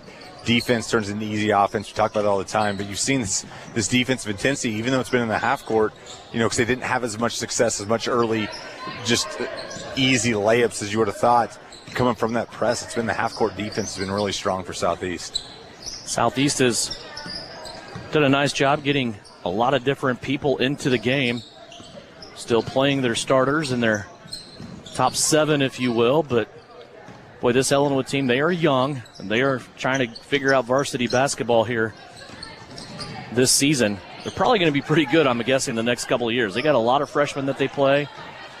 Even Schlesinger, the big girl inside, she's only a sophomore. Here's Brielle Potachik now. Nobody picks her up, and they come over late and foul her, but Brielle had already launched the layup. Now she has a chance at a three-point play. Yeah, it looked like a lot of confusion from Ellinwood in that transition game, trying to figure out who had ball. They didn't. Nobody's closed the lane down, and Brielle just saw it and just kept going. It's a great finish from Brielle. That foul is on Morgan Shinliver. That is her 4th for Brielle Potachik. This is the second time in a week now, less than a week, that she has scored 14 points. So the chance at a free throw here, and it's on its way, and it crawls off no good. Rebound on the backside, contested for, and they're going to call a foul on Sutton Douglas. And that's one of those tough ones. Sutton's just fighting for the offensive rebound right there off the missed free throw from Brielle and just gets called for the foul. And again, that's one of those, I think a lot of that has to do just kind of the players you have. Sutton knows that was not a great call against her, and she just puts her head down, gets down to the other side, gets ready to play defense. Sutton Douglas still in there along with Sarah Feldman. Also Reagan Duran still in there. New to the game, freshman Carly Zerflew. Also new to the game is Ellie Smith. Zerflew a freshman, Smith a sophomore. So all freshmen and sophomores on the floor right now for SES, and a foul will be called for Ellinwood as they get it inside the paint. I think this foul is going to go against Zerflew, and it is her first. Yeah, look, like Stickney right there just understood that she had an undersized defender on her, took her down to the lane, and Zerflew's fierce down there, but definitely got caught with the body, sends Republic County, sends Ellinwood to the free throw line. I know, it's been a sprint. It's the colors. There's been a lot of games. I'm going through stats today, and I'm just like, when did that happen? Okay. Stickney at the free throw line. Got both of her free throws to go down. This is Reese Stickney. She has 7. Ellinwood still perfect at the line. They're 6 for 6. Feldman on the right-hand side. Clock continues to roll as we approach the halfway mark of the fourth quarter. Here's Zerflew. Plays it out to Duran. Reagan Duran chases it all the way to the left wing. Back to Zerflew. She'll launch the 3. That's no good. She also has a three-pointer make on the varsity floor this year. And you said that Zerflew comes across right there, and I think she catches that cleanly. She's in rhythm, kind of bobbles the pass a little bit, tries to go up, sped up a little bit, misses the shot. Full timeout, we'll take it. Ellinwood wants to chat more about it. 62-29, halfway through the fourth quarter here on KINA. Stardust Trophy has been a family-owned business in downtown Salina since 1976. That tradition continues today. While Valerie and Wendell may be setting their sights on future vacations, Mallory is ready to serve you with a new name, products, and services. Stardust Awards and more. Personalized items and products for your office, business promotion, wedding, and of course, medals and trophies, plus so much more. Stardust Awards and more in downtown Salina since 1976, serving you at StardustTrophy.com. Does your free checking put more cash in your account? Does it give you free range access to ATMs nationwide? If not, tap into superpowered free Kasasa cashback checking at the Bank of Tesket. Visit bankoftesket.com to learn more. Member FDIC. Qualifications, rules, and limitations apply. Rates, rewards, and restrictions may vary by account. Contact institution for details. We're growing your way. We're the Bank of Tesket. You're listening to Southeast Trojan Hoops on KINA.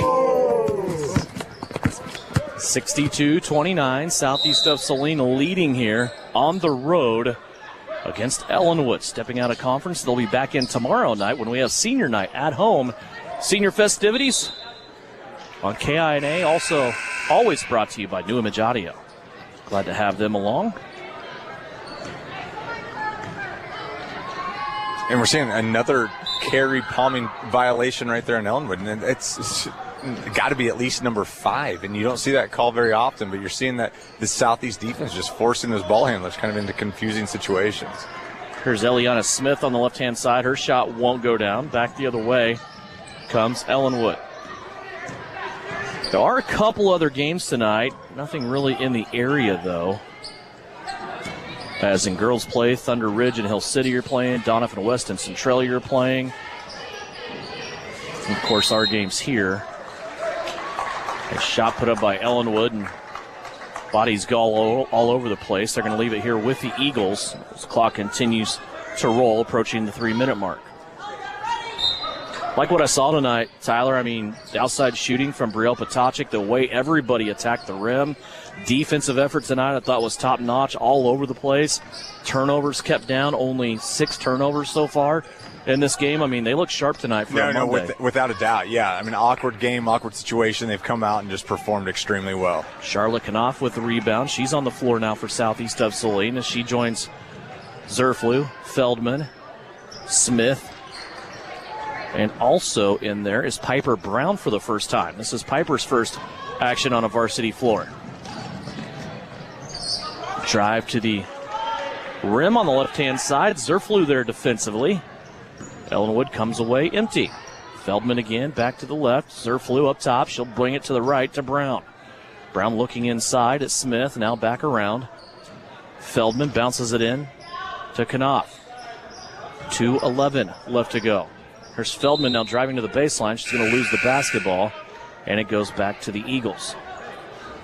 And you're seeing right now a lot of young Trojans in the game as Ellinwood's starting to sub as well. But you want to see that offensive, that flow continue to happen. It's the same offense that you run at all levels. Just continue to stick with it, stay true to it. And that's one thing we discussed earlier, just the crispness of the passes and the cuts that were happening on the offensive side. Something you want to see for Coach Shauna Smith, despite who you have in the lineup.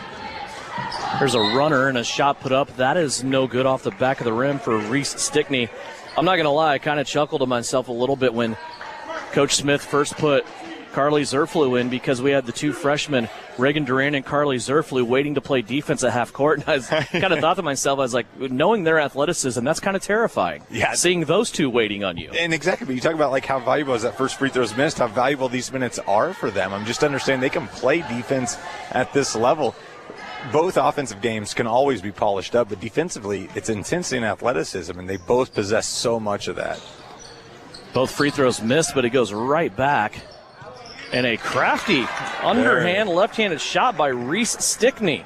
Well, she made up for missing the first free throws of the night for Ellinwood. 62-31. Here's Zerflew to the elbow on the right-hand side. Had her shot partially deflected, and it came away to Ellinwood. 44 seconds left to play. Up the floor, left-hand side. Eagles still working here. A guarded three put up by the Eagles. That's no good. Feldman did a nice job getting a hand up, and it's going to be Zerflew with the rebound. Here comes Carly across the timeline. Over to left, Piper Brown. Brown gets to the lane line, left-hand side. Shot up, no good. Smith on the putback. That's no good, partially blocked. And Ellinwood will have it. Back the other way, 20 seconds left to go. Ellinwood will launch another three. That one's in and out, no good. Knopf fighting for the rebound. Lanes with Feldman. And that may be it here. We'll see what the youngsters for Southeast want to do as they lead it 62-31. There's a three-pointer from Brown. Clock down to 2, down to 1, and that will do it here for Southeast of Saline as they double up Ellinwood here on the Eagles' home floor. Southeast of Saline gets their 13th win of the season. Southeast now moves to 13-5. They will drop Ellinwood down to 4-14. Southeast of Saline now looks ahead to a rematch tomorrow on their home floor against the Ellsworth Bearcats. 62-31 our final score. When we come back to Commercial Tire post-game report, we'll have scoring for you and a Vernon Jewelers gem of the game.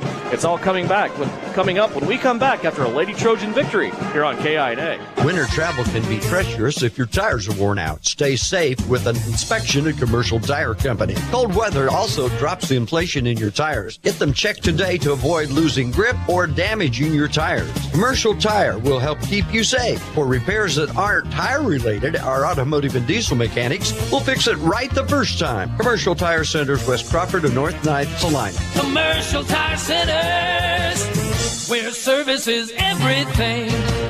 The Trojans are experts in precision passes, and Everhart Precision Ag are your experts in grid soil sampling. Everhart Precision Ag does all the sampling and data analysis in-house, keeping it local and close to the farm. They're also your local channel seedsman, selling all seeds with an emphasis in corn and soybeans. Trust Matt Everhart and Lane Hensley at Everhart Precision Ag, serving Saline, Dickinson, McPherson, and Ottawa counties, and also supporting Southeast of Saline Trojans. For more information, visit everhartprecision.com. When does normal acute pain become abnormal chronic pain? Chronic pain can be one of two types, nociceptive and neuropathic. Each type differs based on what causes it, what it feels like, and what treatments may relieve it. Neuropathic pain can often be managed by a therapy called neurostimulation or spinal cord stimulation. If you suffer from chronic pain, ask your primary care physician for a referral to the Saline Pain Clinic. Our pain specialists will discuss the right options to manage your pain. Online at SalinePainClinic.org. Insurance is something we all need in our business, home, car, and life. But do you really understand what's covered? And most importantly, what you are paying for? Hi, this is Rob Carlson in the Salina office of Smart Insurance. Change is good, especially if you haven't looked at your insurance policy lately. I can help you understand what you need and where the gaps are in your coverage. We provide free quotes and take pride in looking out for you. Smart Insurance, with locations in Salina, Abilene, and Harrington. Give us a call today. Time now for the Trojan postgame show on KINA. We would like to ask Grant Lane and Francis Flax to please come to center court and join their sons for a special recognition.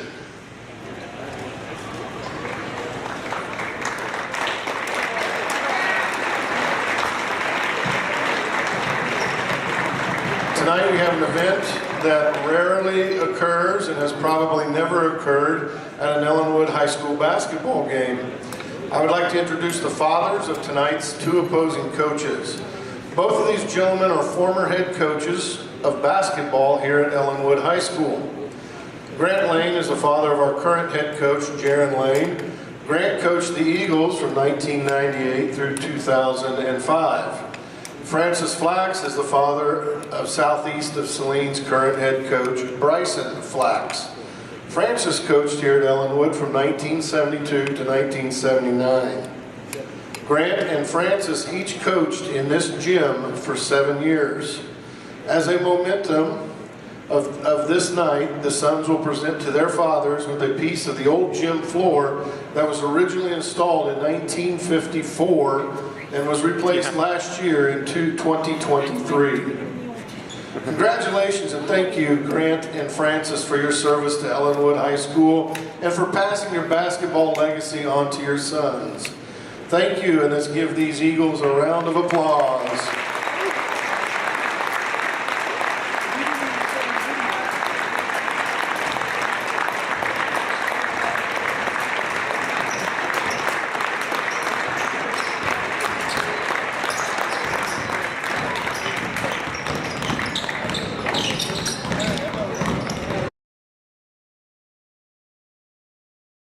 Leads the way with 16 points. Right there in her sidecar, though, Brielle Potacek with 14 points on the night. 8 points for Maddie Harris, 7 points for Addison Rohr, 7 points for Reagan Duran, also 5 points tonight for Sutton Douglas, and 5 points for Abigail Pearson for the Lady Trojans. For Ellinwood, they were led by Julia Schlesinger with 10 points, 9 points for Reese Stickney, 6 points for Bennett Jacobs, and 6 points for Addie Stickney. Southeast of Saline, 5 of 9 from the free throw line. Ellinwood, 6 of 8. Ellinwood had 19 turnovers. Southeast of Saline with only 7 turnovers.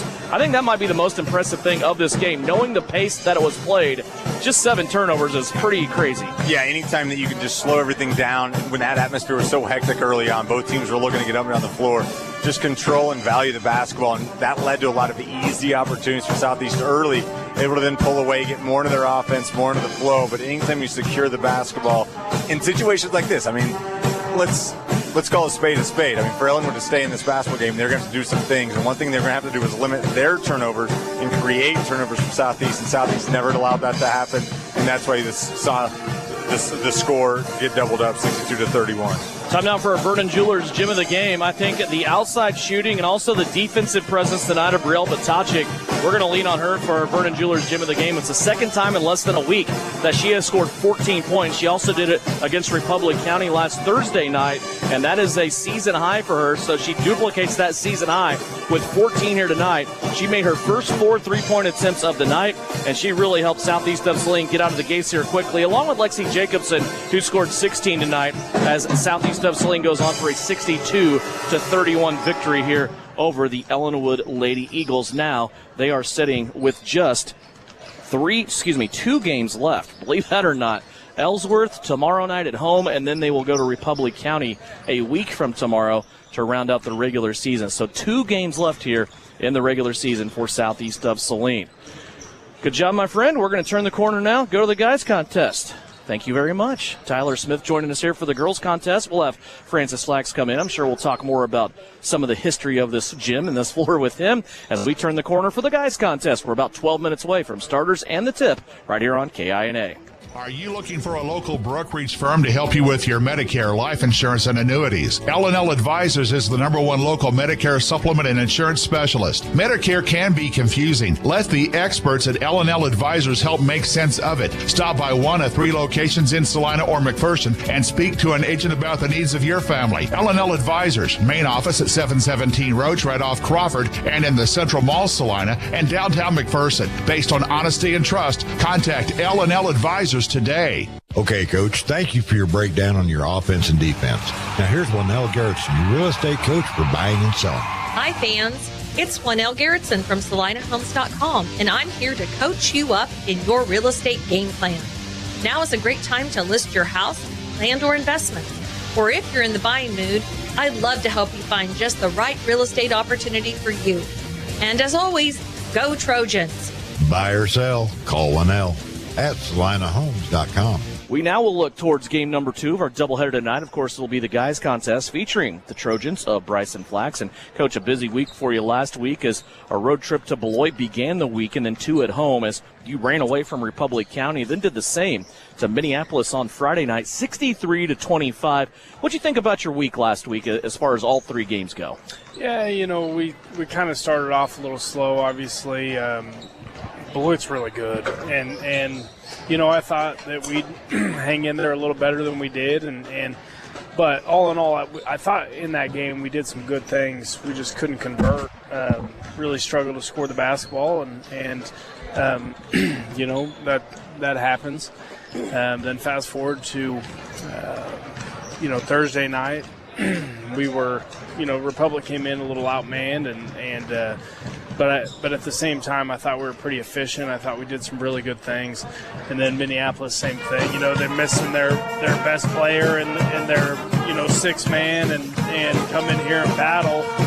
But ultimately, we're pretty efficient and defended pretty well. Yeah. Really, I thought when you're looking for consistency, as I think we have been with this team, I thought Brent Leeds was really good. We talked about him quite a bit Friday night, just in the way that he was defending the paint for you. He was able to get some rebounds, get out on the break, clean some stuff up for you offensively, some second chance points, which is something that we're always looking for. I thought Brent was really good last week. He did have a good week. He had a really good week, and I'm hoping that continues, gives him a little motivation. And that's one of the things about, when you mix into big wins, a lot of guys saw shots go in, and so hopefully that continues throughout the board. Brenton was especially good. I thought he was especially good defensively, but he did some really good things on the offensive end as well. I expect that out of Brenton. He's an athletic kid. He's a big, strong kid, and we need him involved in the offense as well. When we were kids, we never wanted to practice, right? We always wanted to go play games. This is a perfect schedule for that. As we come out of the weekend, we get ready now for 2 in a row. Here tonight, of course, at Ellinwood, and then tomorrow again, it's Ellsworth for senior night. We're in this kind of side gymnasium, though, the older gym here at Ellinwood High School, because there will be a special presentation tonight of the court that they had here in this gymnasium, and it's just kind of a cool night. I've been calling it a throwback kind of retro night, as they're going to salute not only Francis Flax, but also the coach or the dad of their head basketball boys coach. It's just kind of a cool thing, and it's good on Ellinwood for taking appreciation of that and notice of that. Yeah, it's really cool, and this is talking to my uncles at times, this is pretty historic for them. They played on state tournament teams here, and obviously had some battles with Southeast back in the day as well, I always like coming here. It's just an interesting atmosphere, and then you move us back here in this gym. It's a little darker, and it's more of that vintage look. So yep, absolutely. Let's talk about the Eagles team. These Eagles, they like to get up and down the floor, it looks like, a little bit at times, and they are a team that is very capable of knocking anybody off on any given night. What do you know when you look at the Eagles? Yeah, they have a healthy mix. They got guys that can shoot the basketball, guys that can get downhill. They got a big post presence that they're patient in the half court and getting offensive touches in the paint to him, and he can play, and we're going to have to be good there. Then we're going to have to close out the shooters. But I like our group. I think if we can make it difficult for them defensively and secure boards, I think we'll have some opportunities to run as well, and that's what we're going to be looking to do. Where are you at right now as far as sub-state standings and where you think you can be? I know that was very fluid last time we talked about it. It looks like you're still kind of in that mix, have a chance to host a first-round game. So games like tonight, even though they're not a league game or anything, boy, they are sure counting heavy towards sub-state, aren't they? It's huge because, potentially we could climb to that 3, which would be ideal. I told the guys, that's irrelevant if we don't take care of our business, because we need other things to fall into place for that to happen as well. But first and foremost, we got to take care of our business. But like I said, I think we've got a chance to get to 3 or 4. There's an opportunity to slip to 5. I don't see it happening, but the 3 or 4 for sure is kind of what we're fighting for, the 3, and we'd really like to have that. Basketball on a Monday night here in Ellinwood. Good luck to you. We'll talk to you after the game. Thanks, Devin. Bryson Flax, head coach of the Southeast Trojans. His guys tonight taking on the Eagles here in Ellinwood. Don't get caught on empty. Fill up on all your basic needs at Asaria Oil and Hardware. We want to be sure you are fueled up and ready for whatever may be around the corner, no matter what time of day. Now live at Asaria Oil and Hardware, 24/7 pumps. No matter what time of day or night, your gas and diesel tanks can rely on us. During regular business hours, you can get your favorite pizza and snacks to have enough energy to win the day. Asaria Oil and Hardware, located in Asaria at the corner of Center and Main. We'll fill you up. APAC Kansas Incorporated has been building the heartland from the ground up for over a century. From the supply of aggregate materials, hot mix asphalt, and concrete to the construction of roads and bridges, we do it all. You've seen our trucks, and now we want to hire you. APAC in Salina is growing, and we are hiring for all positions. From truck drivers to mechanics, general laborers, and construction, APAC has your next career. For more details, visit the job links page at salinapost.com. Great pay and benefits, APAC is an equal opportunity employer. You're listening to Southeast of Saline Hoops on KINA. Back here at Ellinwood High School, Devin Haney along with Francis Flax now as we get you ready for the guys contest here. Southeast of Saline, they come in at 9-8 on the season after a 2-1 record last week, where they lost to Beloit to begin the week and then cruised against Republic County and Minneapolis. And they will take on an Ellinwood team tonight that comes in 10-7, just one game difference in the records. And when you look at the common opponents between these two teams, Ellinwood defeated Minneapolis 40-33. They then defeated Lions also in January by 10 points, 50-40. They have won 4 of their last 6 coming into this under first-year head coach Jaron Lane. And Francis, when we look at this team, it is a team that also very capable of winning, as we talked about, with 10 wins so far on the season. But it's a team that you look at and you think, well, Britt Dutton and the phenomenal player that he was and the supporting cast around him, maybe when they would leave, this team would fall off quite a bit, but that just hasn't been the case. 10-7 so far in this year's season. Yeah, well, Ellinwood's had a pretty good athletic tradition heading way back to win. And, they've had some down years, but they've always been respectable and, in my opinion, above average almost every year. Now, their football has fallen off dramatically from what it was back in the day. But basketball's been pretty steady, to tell you the truth. Ellinwood 10-7 on this season. So far, their best player is scoring-wise Landon Simpson. He's a 6'1 junior. Landon averages over 17 points a game. He also grabs 3.5 rebounds with him. He'll get help from a senior who's 6'5", and Mason Moore. Moore on the inside averages 10.5 points per game. Also 4.5 rebounds.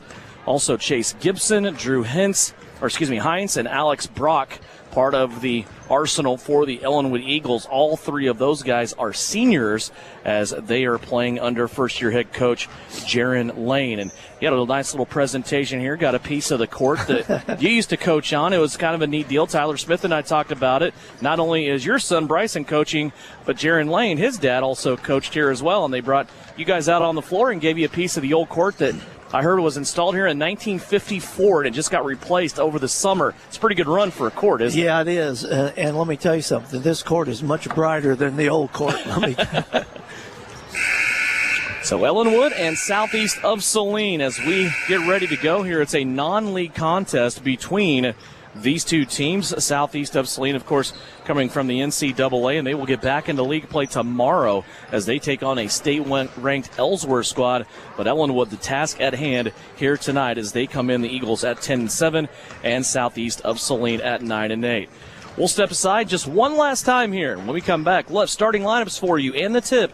It's the Trojans and the Eagles here from Ellinwood on KINA.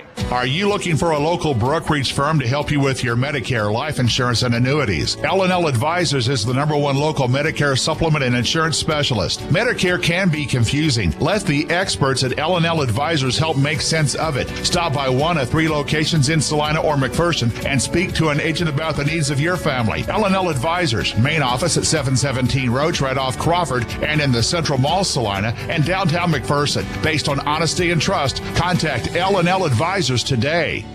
Citizens State Bank has been serving Kansans for over 100 years. We are a full-service bank that can service your personal, business, and agricultural lending and deposit needs.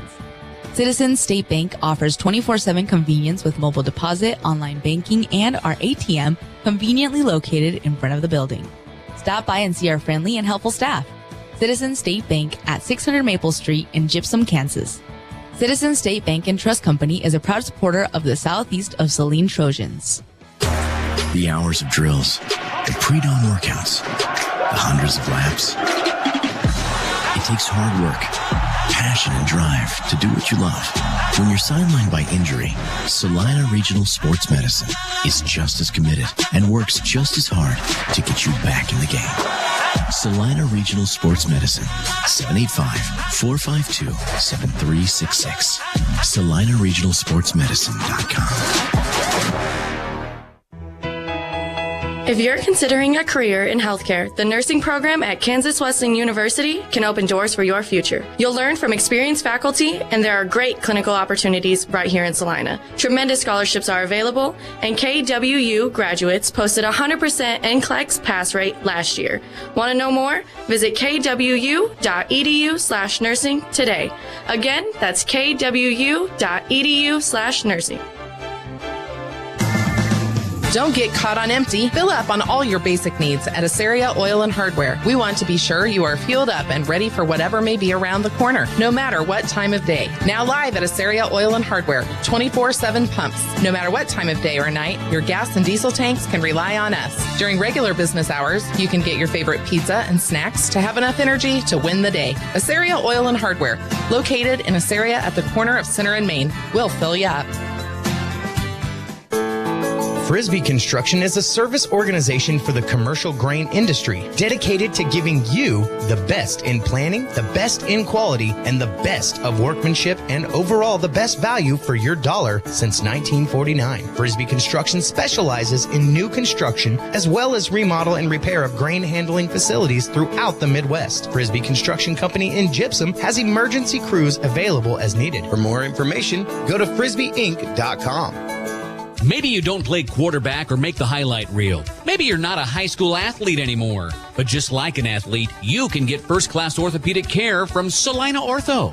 Their doctors and staff strive to get you back to an injury-free, pain-free life as quickly as possible. Salina Ortho has a doctor on call 24/7 for all orthopedic injuries. So next time you're injured, trust the experts at Salina Ortho. Your voice, your choice, past, present, and future. See them online at salinaortho.com. You're listening to Southeast of Saline Basketball on KINA. Welcome back here to Ellinwood High School. Starting lineups being introduced right now. Let's first start with the visiting Southeast of Saline Trojans under the direction of head coach Bryson Flax, assisted by Trent Douglas and Joe Ross. They will start Gannon Jacobson, a 6'1 sophomore, 12.5 points a game, 4 rebounds and 3 assists. Also Owen Bailey, a 6'1 junior, 12.5 points per game, 2 rebounds and 2 assists. And 3 seniors, Connor Castleman, a 6' senior, 4.5 points, 2.5 rebounds, 2.5 assists.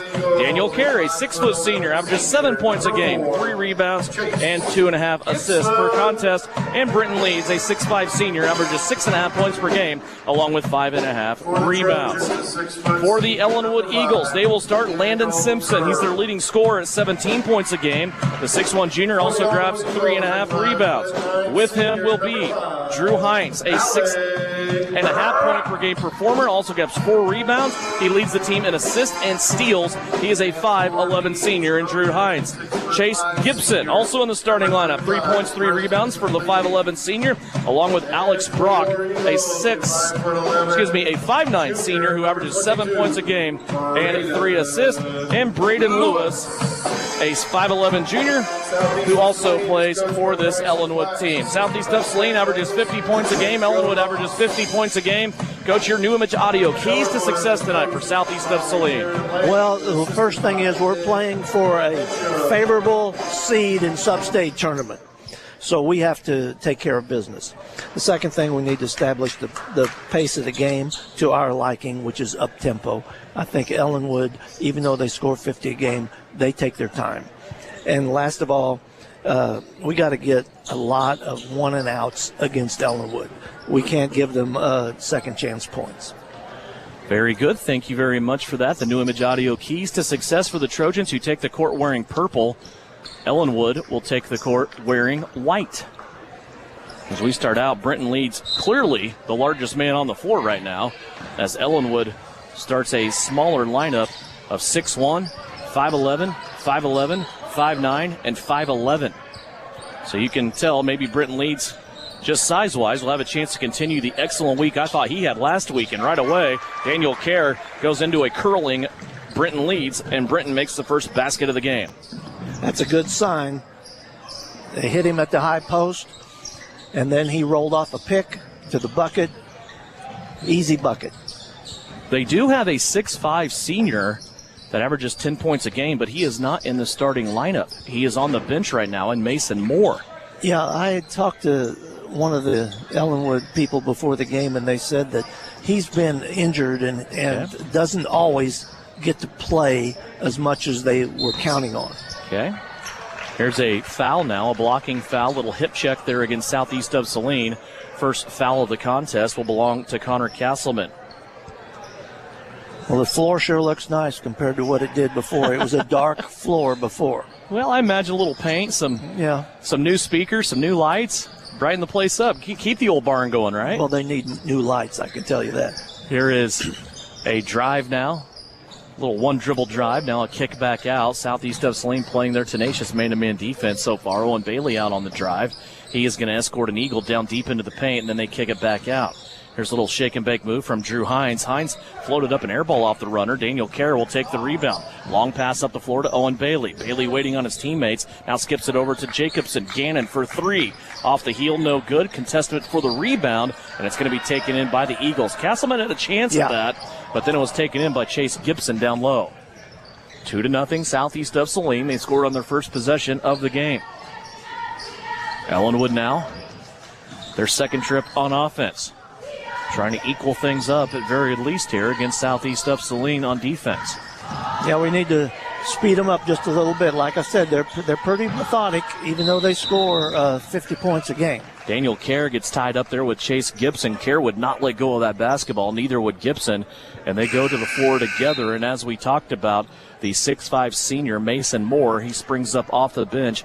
He is Ellinwood's second leading scorer.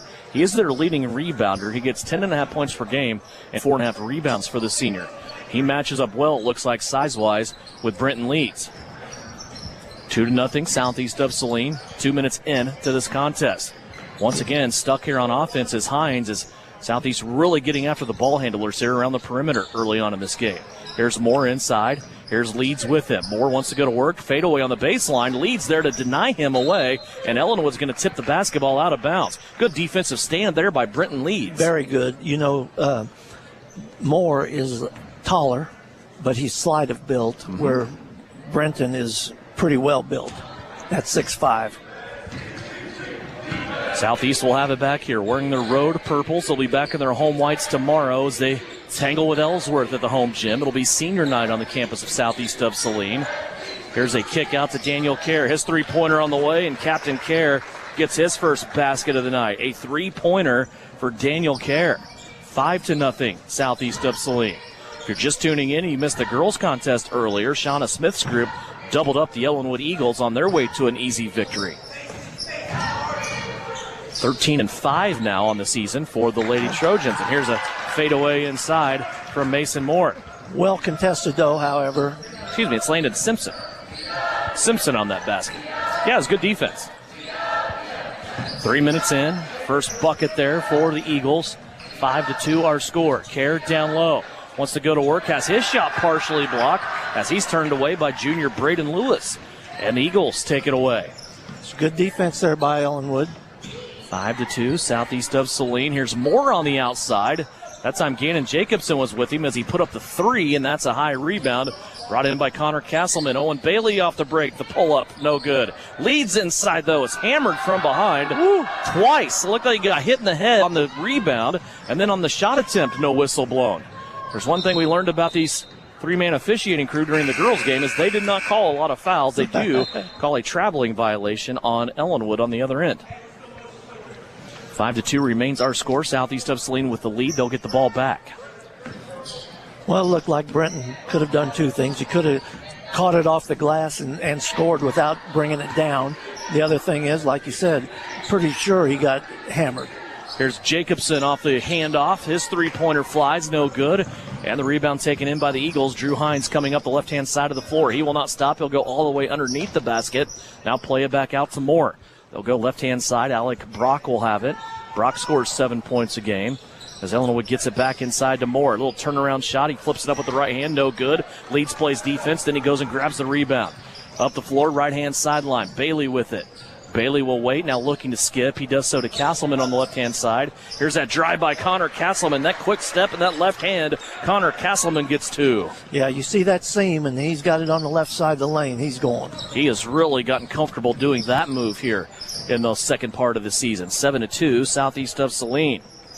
Trojans here traveling in with a 5-point lead. We're already more than halfway through the quarter, and a double dribble violation will be called here on Mason Morris. He's trying to back Brenton Leeds.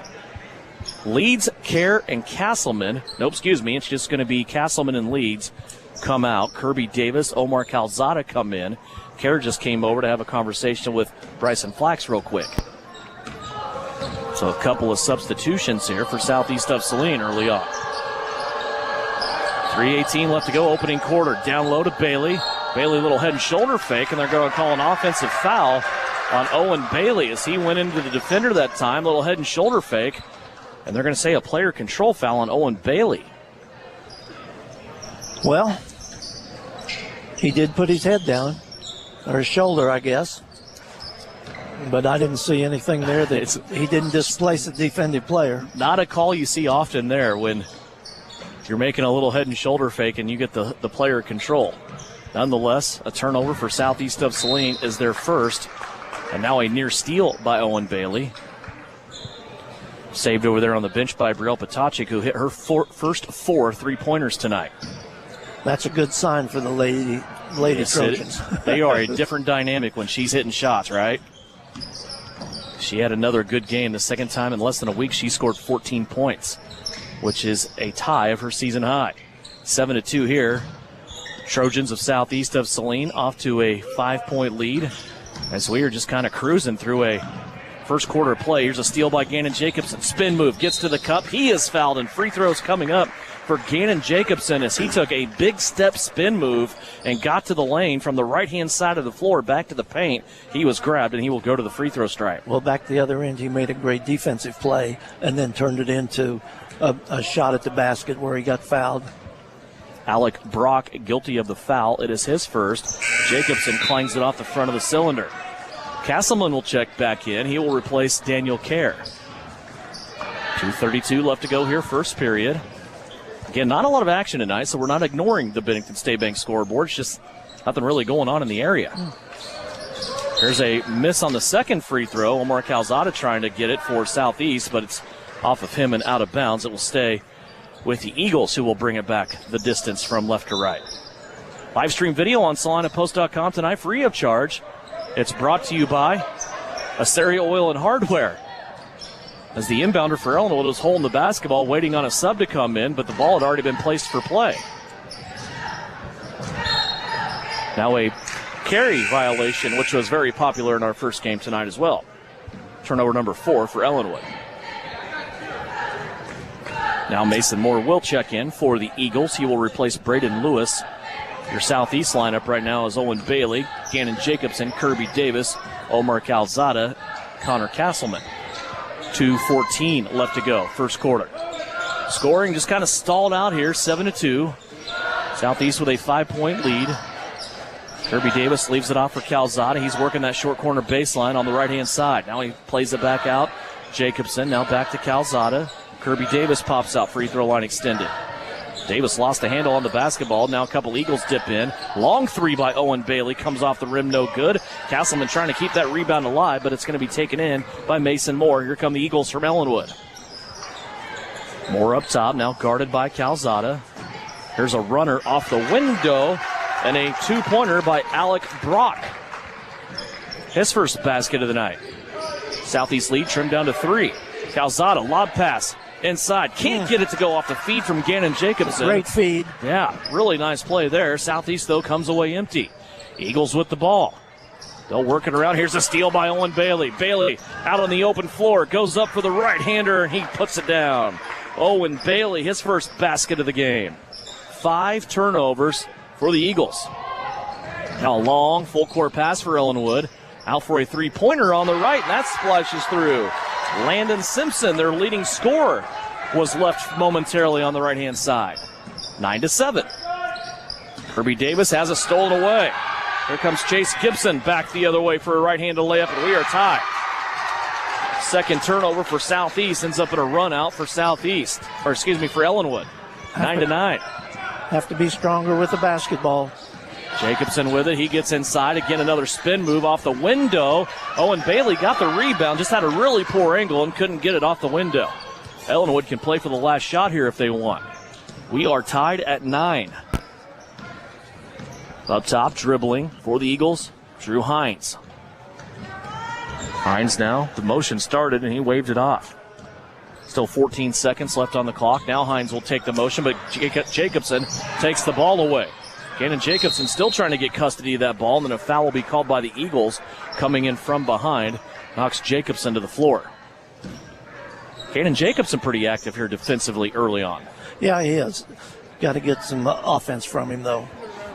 We've got to have him on offense. Trying to see who's going to get the foul here for Ellinwood. It's going to be put up, and it's against Mason Moore, his first. Kerr back into the game. 7 seconds left here for Southeast. Kerr has it. Little hesitation dribble on the right-hand side, and he is going to have a charging foul as he went right into the defender. Daniel Kerr that time gets the foul and the turnover against Southeast of Saline. Well, that's 2 offensive fouls in this game. I would dispute that a little bit because the guy certainly was moving. There's a half-court shot that curls off the back of the rim, and we are at the end of the first quarter. 9-9 our score. Southeast of Saline had a 5-point lead, but Ellinwood fighting back as we go to the second quarter tied. You're listening on KINA and watching live stream video on SalinaPost.com, free of charge, presented by Assyria Oil and Hardware.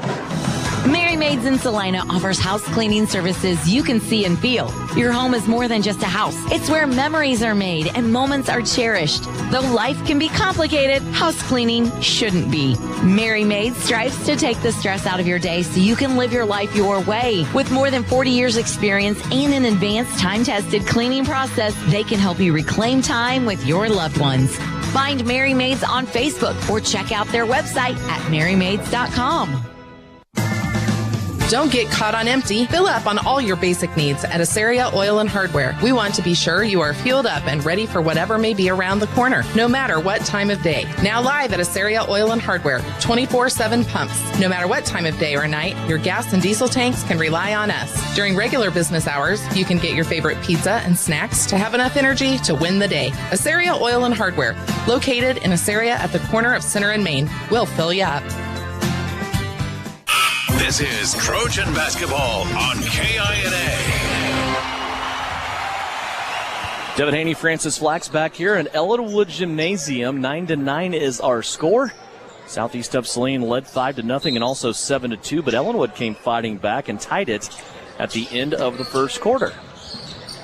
Kind of looks like both teams, while playing good defense, they're both looking for a rhythm on offense, doesn't it? Yeah, I agree with you. There's Calzada inside off the feed from Jacobson, and Omar Calzada with a quick spin move is able to turn and score. It's a nice, strong move. First basket of the game by Omar. There's Ellinwood now speeding down the floor. They lost the basketball, and a loose ball foul will be called here, I believe, on Gannon Jacobson. Boy, that's rough. Jacobson was just kind of going for the basketball, was in a collision with one of the Eagles there, and for Gannon, it's going to be his first foul. 4 fouls so far on Southeast of Saline, but they are spread out. Nobody has gotten more than one, and now Ellinwood turns it over on the inbounds. They stepped over the line before they had it inbounds. 7 turnovers already for the Eagles. 11-9 our score. Kirby Davis on the left wing. Southeast gets it back. Here's Castleman now up top. Davis, now Calzada. Here's Connor dribbling to the left-hand elbow. Pulls up for a jump shot. He missed it, but he was fouled. And 2 free throws coming up for Connor Castleman after he was hacked by Braden Lewis. I'm glad to see him shoot that little elbow jumper there. First foul on Lewis. 3rd team foul overall here against the Eagles. Castleman's free throw is up and good. First free throw make for Southeast of Saline.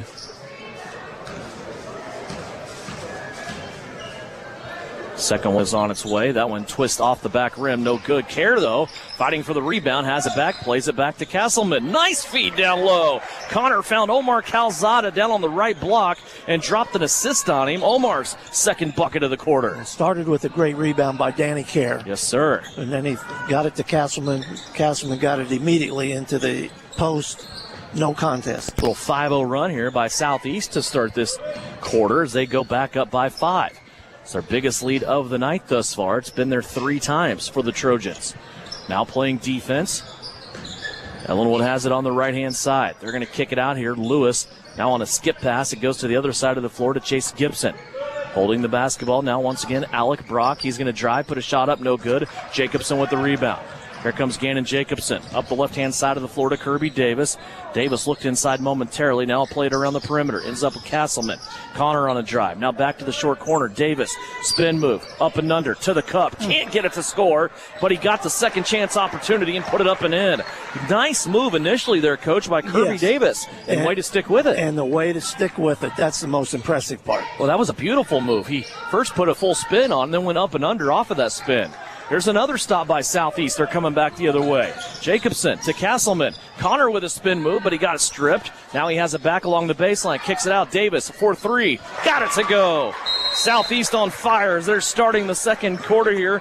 Kirby Davis with 5. Omar Calzada with a couple. And Connor Castleman playing strong basketball as it's a 10-0 run and a timeout taken by Ellinwood. 30-second timeout by the Eagles. We'll take it here on KINA. Insurance is something we all need in our business, home, car, and life. But do you really understand what's covered? And most importantly, what you are paying for? Hi, this is Rob Carlson in the Salina office of Smart Insurance. Change is good, especially if you haven't looked at your insurance policy lately. I can help you understand what you need and where the gaps are in your coverage. We provide free quotes and take pride in looking out for you. Smart Insurance, with locations in Salina, Abilene, and Harrington. Give us a call today. You're listening to Southeast of Saline Hoops on KINA. Out of the timeout, Isaiah Kerr being inserted into the lineup here for Southeast of Saline. Little full court token pressure here, man to man. Now a run and jump is Daniel Kerr and Owen Bailey in the backcourt, and they're going to call a foul on Kerr. Boy, Danny had as much right to that basketball as the Ellinwood player did at that point, Coach, and I don't understand that foul call. No, he was going to get right. He was going to pivot right into a trap. Danny had him cuffed. Foul goes on Kerr. It's his second. He's the first one in this game with 2 fouls, but he remains on the floor. Little 10-0 run being ran right now by Southeast of Saline. Ellinwood trying to break that. We were tied coming into this quarter at 9. Now it's 19-9. 5:33 left to go here before halftime. There's a little back and forth move and a shot put up. That's no good. Kerr there with another rebound. Here comes Daniel Kerr. Up the left-handed sideline, long pass to Owen Bailey. Bailey stops on the wing, now plays it back around. Isaiah Kerr with it. Long distance 3 off the front of the rim is no good. And the rebound brought in on the backside by Chase Gibson for Ellinwood. Well, Isaiah could have stepped in a step or two and got closer to that 3-point line. There's a shot put up by Ellinwood. No good off the front of the rim. Brenton Leeds climbs the ladder to clean it up. Up the floor, Bailey guarded 3 off the break. That one goes off the heel, no good. Here's a run out for Ellinwood. Kerr, the only one back. He has 2 fouls, and he just kind of brushes out of the way and lets Ellinwood go to the rim. Drew Hines with his first basket. Yeah, smart move by Danny. No sense in fouling him on that and picking up your third. So the 10-0 run has been ended. Southeast, though, with it back here offensively, and Kerr on the inside is fouled on the floor. It will be Ellinwood's second team foul, and Southeast of Saline will inbound it underneath their own basket. It's on Mason Moore, his second. What'd you see that pick that Brenton Leeds put out? Ellinwood better communicate a little bit, or somebody isn't going to get up off of that. Yeah, you better start talking through those screens a little bit. Here's Southeast now. Kerr throws one out of bounds. That's a bit of an unforced turnover there. Their 4th of the game. 19-11. Ellinwood gets it back. Full court pressure once again here by Southeast. Isaiah Kerr in the backcourt. Boy, look at the sophomore go out of there, turning the ball carrier. Back and forth. He comes up the floor now. Southeast settling into half-court defense. We're approaching the halfway mark of the second quarter. 19-11 the score. Ellinwood on the pitch out here. Top of the circle now. They go to Brock. It's Austin Brock who has checked into the game. The sophomore, Alec Brock, who also plays as a senior. Hines with it. Tried to go into the paint. Stolen away by Castleman. Here comes Connor Castleman up the floor. Right-hand side to Bailey. Back to Isaiah Kerr. Extra pass to Daniel Kerr. Left side three. Got it. Daniel Kerr has 2 3-pointers in this contest, 1 in each quarter, and he's given Southeast an 11-point lead. And that's another good thing to see for the Trojans. Top of the circle three for Ellinwood is no good. Kerr with another rebound. Daniel Kerr grabs another board. 3:38 left to play here in the second period. Daniel will swing it to the right-hand side. Owen Bailey, he'll attack the rim. Play it across, block to block to Isaiah Kerr. Out to Britton, leads for a three. That one rattles out no good. Isaiah Kerr nearly had the rebound, but it's a long bounce now out to Ellinwood. And a block at the point of attack by Daniel Kerr. Here comes Southeast back the other way. Boy, what a play that was by Danny. Just kind of hold your breath. You didn't want him to get his third foul there. No joke. Here's Daniel Kerr back to the cup. He got bumped and lost the basketball. It will stay here with Southeast of Saline as well, a break that allows Gannon Jacobson to come back in. Also for Ellinwood, Alec Brock back in. 22-11. Daniel Kerr will come out. Coach probably not wanting to get that third foul. No, I think, he made a great defensive play, but he could have got a foul called on that. It's a ball on the floor now, taken away by Ellinwood. Gannon Jacobson coming in. He'll prevent the layup. Eagles, though, with their own rebound. They have it on the backside. Looked like they traveled with it on the strong side here as they got another rebound. But they fish it out. They'll play it out to the perimeter for a three. That one's good. Drew Hines has scored all 5 Ellinwood points here in this quarter. Well, that was a long-distance three.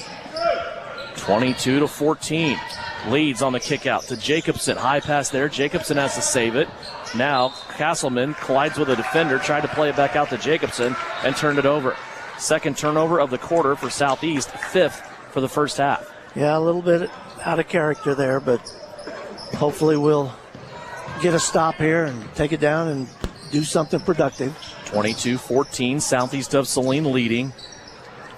Three-pointer cut into their biggest lead of 11 on the last trip here for the Eagles. With the basketball, Landon Simpson gave it up. Now he gets it back. He wants a baseline drive. Throws it out of a double team. Extra pass. Three-pointer on the way is an air ball. Simpson, though, down low, gets it back for Ellinwood. Steps away from a defender, comes back to the rim. That's a nice move from Landon Simpson. Sure was. He was very patient. Did a little rocker step to the outside. Came back when everybody relaxed and put it in the bucket. 22-16 now our score. Once 11-point lead for Southeast has been cut in half. There's Jacobson on the right-hand side. He's going to drive to the baseline, lost the basketball, and it goes out of bounds. Another turnover for Southeast. They have 3 in each quarter now, 6 for the half. 1:41 left to go here before halftime. Kirby Davis will check in. He'll replace Isaiah Kerr. So it's Davis, Jacobson, Bailey, Leeds, Castleman on the floor for the last 1:41 for Southeast of Saline. Comes Ellinwood. They'll hand it off left-hand side. Alec Brock with it. They'll play a one-handed pass now to Simpson. Landon Simpson being guarded here by Connor Castleman. Now out to Moore, guarded by Leeds. Leeds giving him no space. He turns it over. Taken away by Owen Bailey, and Bailey's going to be shoved in the back as he went up to the rim, and that's going to be another turnover and a foul for Ellinwood. Well, Owen was out ahead of the group, but when that kid caught up with him, if he'd have bounced it over to Jacobson, it'd been an easy layup. You've got to know where your teammates are. Mm-hmm. Second foul on Alec Brock. Southeast of Saline will inbound underneath their own basket. Gannon Jacobson set to throw it in here. Still surveying. Little lob pass inside to Kirby Davis. Now out to Castleman. Connor tested the waters, got to the elbow. Now we'll play it to Jacobson in the corner. Clock working its way down to 1 minute left in the second. Bailey, now Castleman. Castleman watching the motion, goes back to Owen Bailey. Right side three. Can't get it to go. Davis, though, comes in and gets the rebound. He'll play it back out to Castleman. Now back to Bailey on the right-hand side. He'll drive to the rim, and then he's undercut. Both Bailey and an Eagle go down, and Ellinwood brings it out. 45 seconds left to go. And a foul called on Gannon Jacobson as he collects his second. It's a shooting foul for Ellinwood as they will go to the line and shoot two. Looks like it will be Drew Hines. Well, Bailey's having a tough time right now. He's got to get untracked. Start letting the game come to him rather than pressing. First free throw of the game for Ellinwood is made by Drew Hines.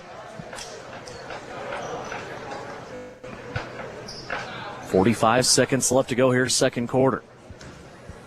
Second one on the way. Got both of them. He has 7 points in this quarter alone. 22-18. That 11-point Southeast lead has been trimmed down to 4. They have hit the scoring wall here. Calzada has it. Now back to Castleman. They work it around to Bailey. Now Omar out in three-point territory. Back to Castleman. Back to Owen Bailey. Wants to put it on the floor. Gets to the free throw line and plays it back out. Southeast now with 20 seconds on the clock. Inside to Omar. Back out to Owen Bailey. Step back three. That one won't go down. And the rebound taken in by Moore. It's not great looks by Southeast here on offense. No. They had Omar Calzada one-on-one several times on that left block and didn't get him the ball. Here's Moore now with a three-pointer at the buzzer. That'll be an air ball, and we are at the end of the second quarter. 22-18 our score. Southeast has the lead, but Ellinwood makes the push as we go into the locker room at halftime.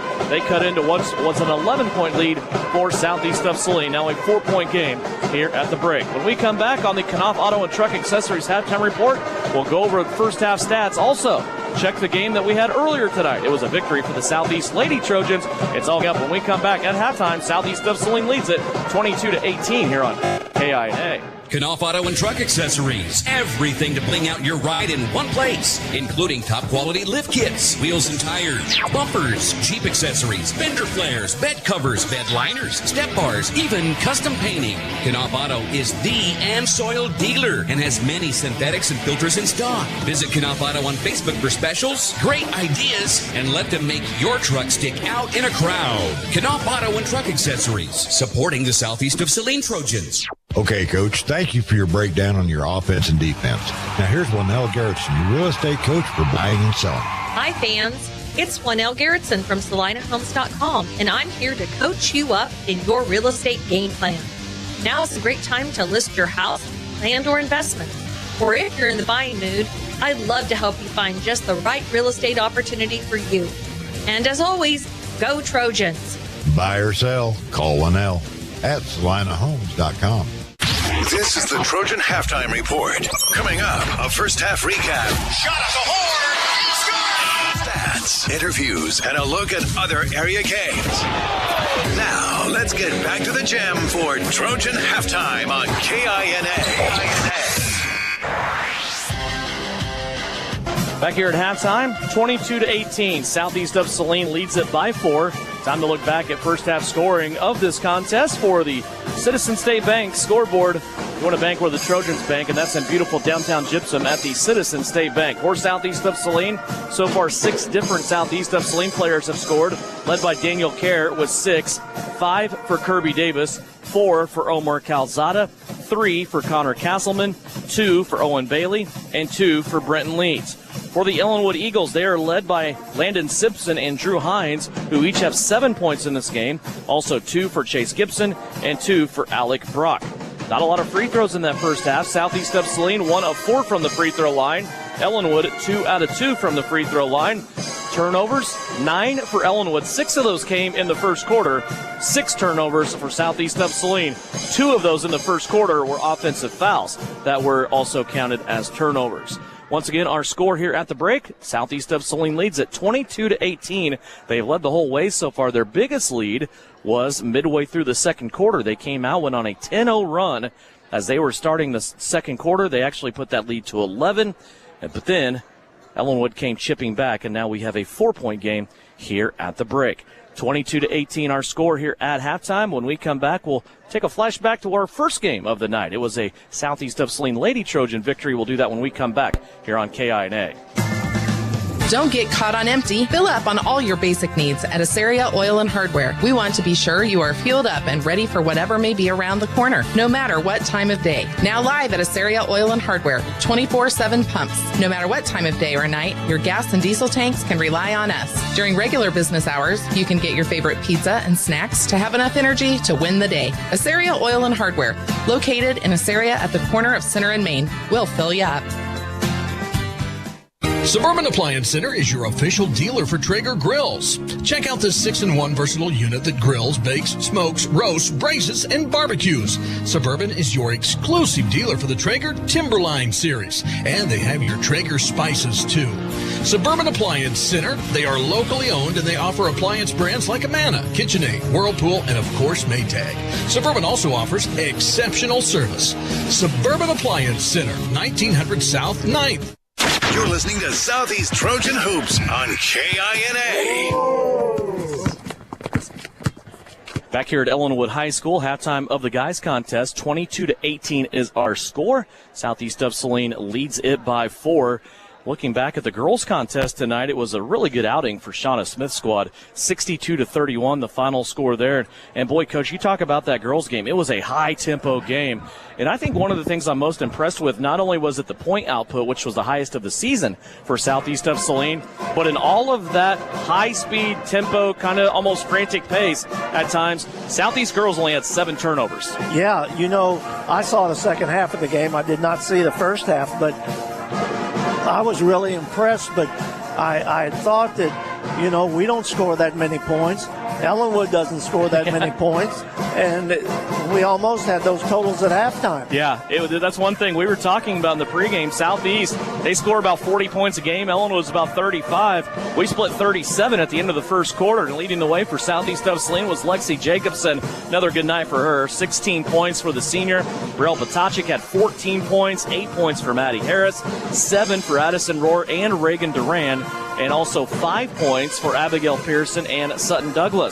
Southeast of Saline got their lead up to as much as 31 points in the third quarter, and then rested the starters as they are looking ahead now to a game tomorrow at home against Ellsworth. And that Ellsworth game, if you remember back when we went to Bearcat Country just a couple of weeks ago, that was a high-tempo sideline to sideline, baseline to baseline contest as well. But Southeast gets the victory here tonight, 62-31. Our Vernon Jewelers gem of the game was Brielle Potachik, and that is the 13th win of the season for Southeast of Saline with just 2 regular season games left to play, and they will both be on Tuesday nights. Tomorrow night at home against Ellsworth, where it is senior night, and then a week from tomorrow, where Southeast of Saline will travel to Belleville to play Republic County. 62-31, Lady Trojans win it.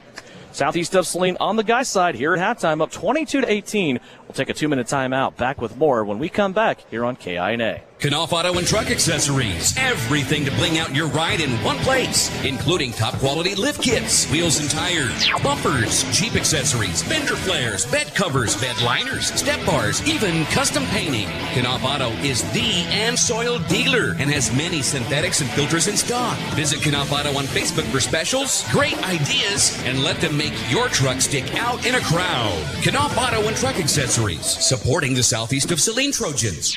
Sage is your go-to source for industrial strength cleaning products, ice melt, floor equipment, paper, asphalt, and just about everything in between. Whether you're a maintenance supervisor, a small business, or just wanting your home to look amazing, stop by 732 North 9th Street in Salina, where we will be happy to assist you. You can also visit us at sageselects.com or call us at 309-1919. Sage Products, the right call every time. Farmers, now is the time to start planning for next spring. Phillips Seed stands ready to work with you to nail down the best seed genetics for your operation. They can help you select from their top-performing corn hybrids and soybean varieties, as well as seed treatments to get your crops off to a fast start. Find them online at phillipseed.com, Facebook, on X, or call 785-949-2204. That's 785-949-2204. Phillips Seed, serving, innovating, growing since 1985. Seasons come quick, and before you know it, your yard will be ready for the mower. Be prepared to hit the grass mowing this spring with a well-maintained mower. Give Prairie Land Partners a call to have your equipment inspected and serviced by a John Deere certified technician to ensure worry-free mowing this spring. Don't wait. Beat the rush by calling Prairie Land Partners to schedule your mower today. Delivering the right solution. Prairie Land Partners. Your local Farmers Insurance agent, Stephanie Kniper, wants to put her experience to work for you. Stephanie Kniper proudly serves Saline County and Salina families and businesses and is ready to review your existing policies or provide a no-obligation quote today. Call Farmers Insurance at 785-825-8419 to get smarter about your Farmers Insurance. Farmers Insurance. We know a thing or two because we've seen a thing or two. We are farmers. Bum, ba-dum, bum, bum, bum, bum. Underwritten by Farmers Truck Fire Insurance Exchanges and Affiliates. Products not available in every state. You're listening to Southeast of Saline Basketball on KINA. 22-18, Southeast of Saline leads Ellinwood as we get ready for the start of the third quarter. Coach, after that first half, kind of an up and down first half for Southeast of Saline. What do you want to see from the Trojans here in the third quarter? Well, our defense is solid, but we're hurrying shots, and we're not, early in the game we were hitting the cutters underneath the bucket. Right now we're denying those cutters the basketball and taking shots from the outside that probably we don't have to settle for unless you're knocking them down, which we, except for Danny Kerr, we're not knocking them down. We've seen a couple of flashes of getting Brenton Leeds, Omar Calzada the ball inside. When you look at the height discrepancy, because Ellinwood's 5 that will start this half once again, 6'1", 5'11", 5'11", 5'11". I mean, they're not very big. Is it as easy as just pounding the ball inside? Well, I think so. I mean, I think you just go at them and get it on the inside around the rim. Take your chances. We don't, like I said, it's really nice when you're hitting those things, but you got to hit them. I know a guy that once had a conference winning streak of 40 straight games in this gym.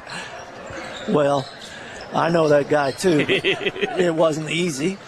It was the combination of good players and getting a few buckets to bound my way.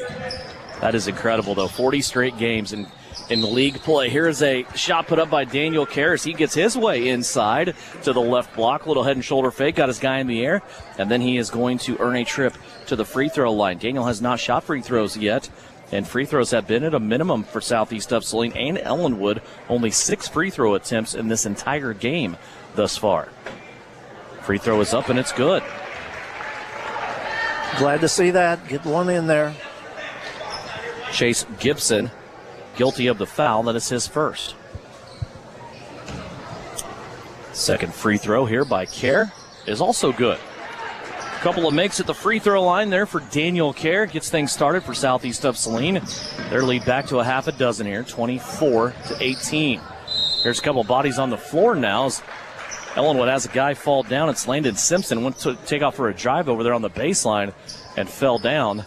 Now the official goes over and inspects the floor, and we'll give it to Southeast of Saline here after the turnover. Devin, the bleachers across from us used to be like the ones right behind us, and it was loud in here. Oh, I bet. Brick walls. Yeah, that'd be great. Here's a shot put up now, missed by Southeast of Saline. Ellinwood comes back the other way. Landon Simpson with it up top. They'll play it back now to Drew Hines. Hines kind of carried this Ellinwood team in the second quarter with 7 points. There's a strip away by Daniel Kerr. Now Hines picks it up, goes all the way underneath the basket, pitches it back out to Landon Simpson.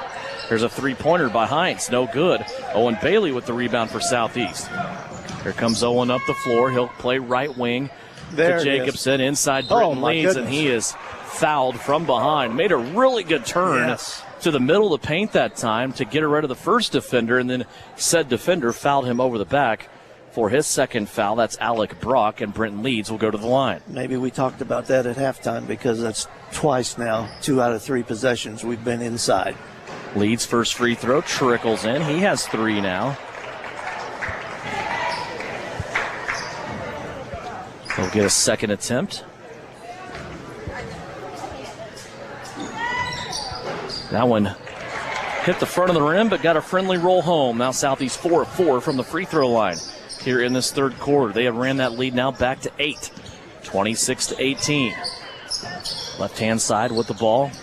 Ellinwood has it. Here's a three-pointer put up. Top of the circle, Landon Simpson gets a three. He has 10 now in the game. Southeast 8-point lead now cut down to 5. Trojans back on the offense. Kerr with it on the right. Free throw line extended. He wants to try a three. He has 2 of them in this game. Can't get it.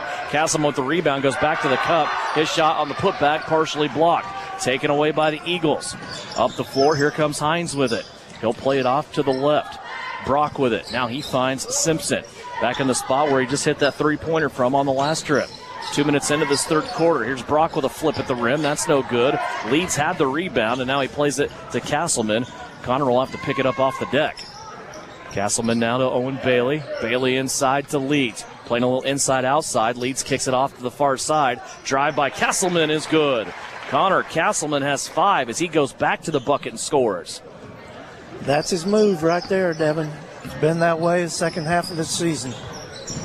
I love it. Just gives another dimension to this offense. Of a slasher, somebody that can get to the rim. Here's a shot put up by Simpson. Wow. Boy, he's getting heated up. Wow. Landon Simpson with another bucket. He has 12. He averages 18 on the season. Jacobson, lob pass inside the Leeds. He's double-teamed. He'll play it back out to Kerr in the corner. Castleman left all alone, and he splashes the three-pointer home. Connor Castleman, 5 points and 2 trips. He has 8 points. Nice little kick there by Kerr and Leeds. Yes, it was. Inside out.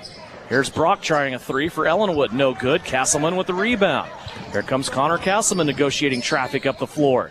He's going to go to the rim again and scores again. Connor Castleman taking over in this game. He has 10 points. Well, that's a nice drive. He went coast to coast with that. Got the rebound and went down the floor. Nobody ever stopped the ball, and Southeast has put together a nice run where they have taken a 10-point lead.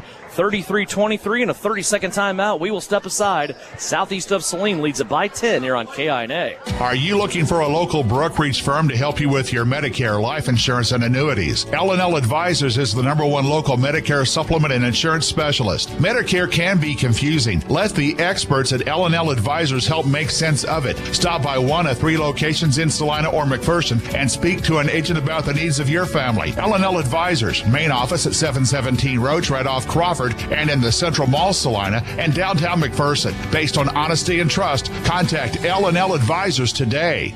You're listening to Southeast Trojan Hoops on KINA.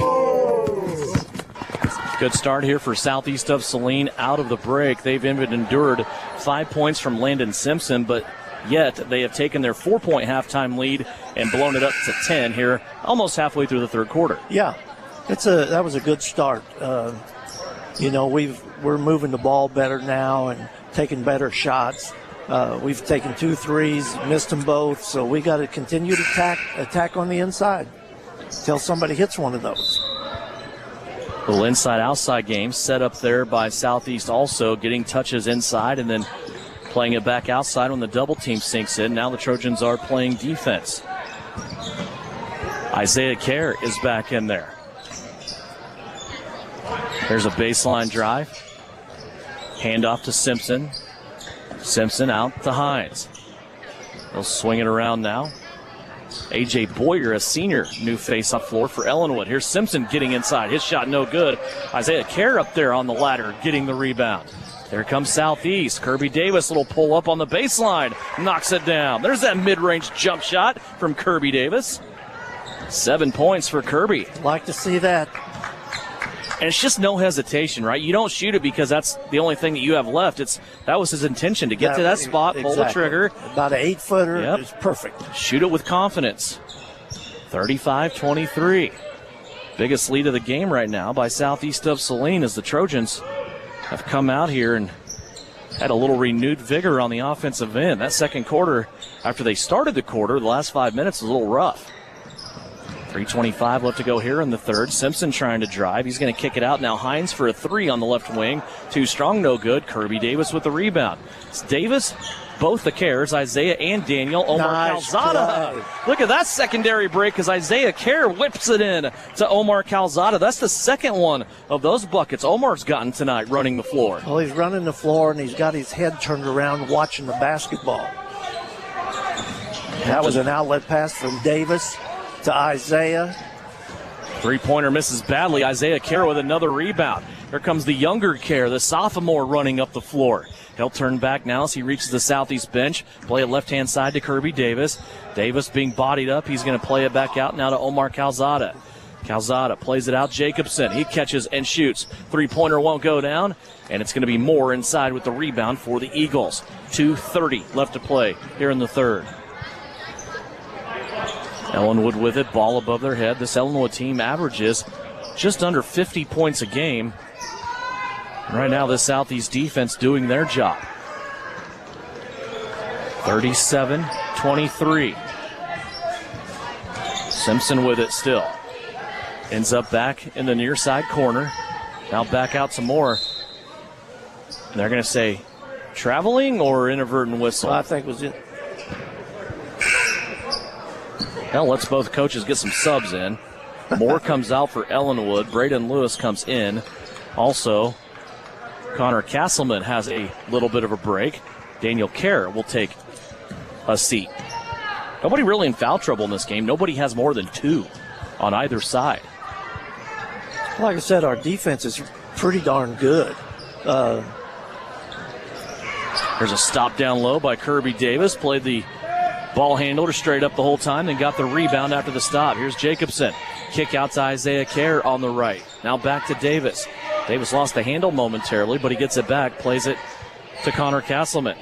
Look, Castleman came out with 7 points here in this third quarter. He's looking for more, going to the cup, little scoop shot, rolls off the rim, and now here comes Ellinwood back in transition.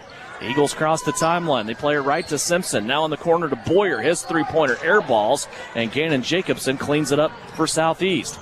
75 seconds left to go in the quarter. Jacobson collects the defense, plays it out to Davis. Now extra pass to Calzada, back into Jacobson. Gannon elevates, puts a shot up. That won't go down. And Landon Simpson with the rebound for Ellinwood as we hit 1 minute left to play here in the third. Boy, Ellinwood just threw it away. Unforced turnover there for the Eagles. Just the second turnover of the quarter, and they're both on Ellinwood. Gannon just doesn't look quite in sync tonight. He just looks a little bit off. Well, there's a game on last night. You know, a lot of people probably stayed up late, us included. Yeah. 37-23. 40 seconds left to play here in the third. Davis inside to Jacobson. Down on that block, he's going to kick it for the far side. Castleman. Connor has two baseline threes in the corner. One on each side. And they both came here in the third. Well, he's shooting the ball well. Well, he's the only savior we have from the three-point line now since Danny quit shooting them. I love it. 40-23. It's a 17-point lead for Southeast. 14 seconds left to go. Here's Simpson in a little bit of a trap there. Calzada leaves, though. Simpson gets out, plays across court to Hines for a three. That's no good. Long rebound taken in by Boyer for Ellinwood, but they are not clock aware, and that's going to be the end of the quarter. Southeast with a good third period there. 40-23. They blow that lead up. They only give up 5 points here in the third period. 1 quarter left. Southeast of Saline leads up by 17 when we come back here on KINA. You poured your heart and soul into the holidays. Then you poured everything else down the drain. Now a bit of post-holiday depression and that terrible, horrendous smell. What is that? That is your septic system backing up into your home, drains, and lives. If you haven't had your septic system pumped out and cleaned in the last 3 years, you are asking for trouble. Call Saline Septic Service today, and we'll make sure you're ready for all things that need to drain. And stay there. Saline Septic Service. Call us today before it's too late. Don't get caught on empty. Fill up on all your basic needs at Asaria Oil and Hardware. We want to be sure you are fueled up and ready for whatever may be around the corner, no matter what time of day. Now live at Asaria Oil and Hardware, 24/7 pumps. No matter what time of day or night, your gas and diesel tanks can rely on us. During regular business hours, you can get your favorite pizza and snacks to have enough energy to win the day. Asaria Oil and Hardware, located in Asaria at the corner of Center and Main. We'll fill you up. This is Trojan Basketball on KINA. An 18-5 third quarter for Southeast of Saline. They take a lead that was 4 points in the at halftime, and now go into the fourth, leading 40-23. Devin Haney, Francis Flax back here on KINA. Also live stream video on SalinaPost.com. That's free of charge, presented by Asaria Oil and Hardware. Good third quarter there, Coach. Both ends of the floor, I thought, for Southeast. Here's Calzada inside as they just keep feeding the beast. And Calzada turns. He scores with a little right-handed baby hook. He's also fouled, and he'll go to the free throw line. Another nice post entry. Let him go to work. Calzada's free throw, high bounce off the back of the rim, won't fall in. Connor Castleman, by the way, with that 10-point third quarter, has now established a new career high in scoring. Remember, he's the defensive specialist on this team for Southeast of Saline, a lot of times guarding the other team's best player, but now he has a new season high in scoring and a new career high at 13. His previous high was 11. He did that a couple of times against Beloit and Sacred Heart. Daniel Kerr will pop up off the bench. He will replace Isaiah Kerr. We get a chance. I want to talk just for a second to you about some nostalgia in this gym. Absolutely. Here is Kerr with it across the timeline.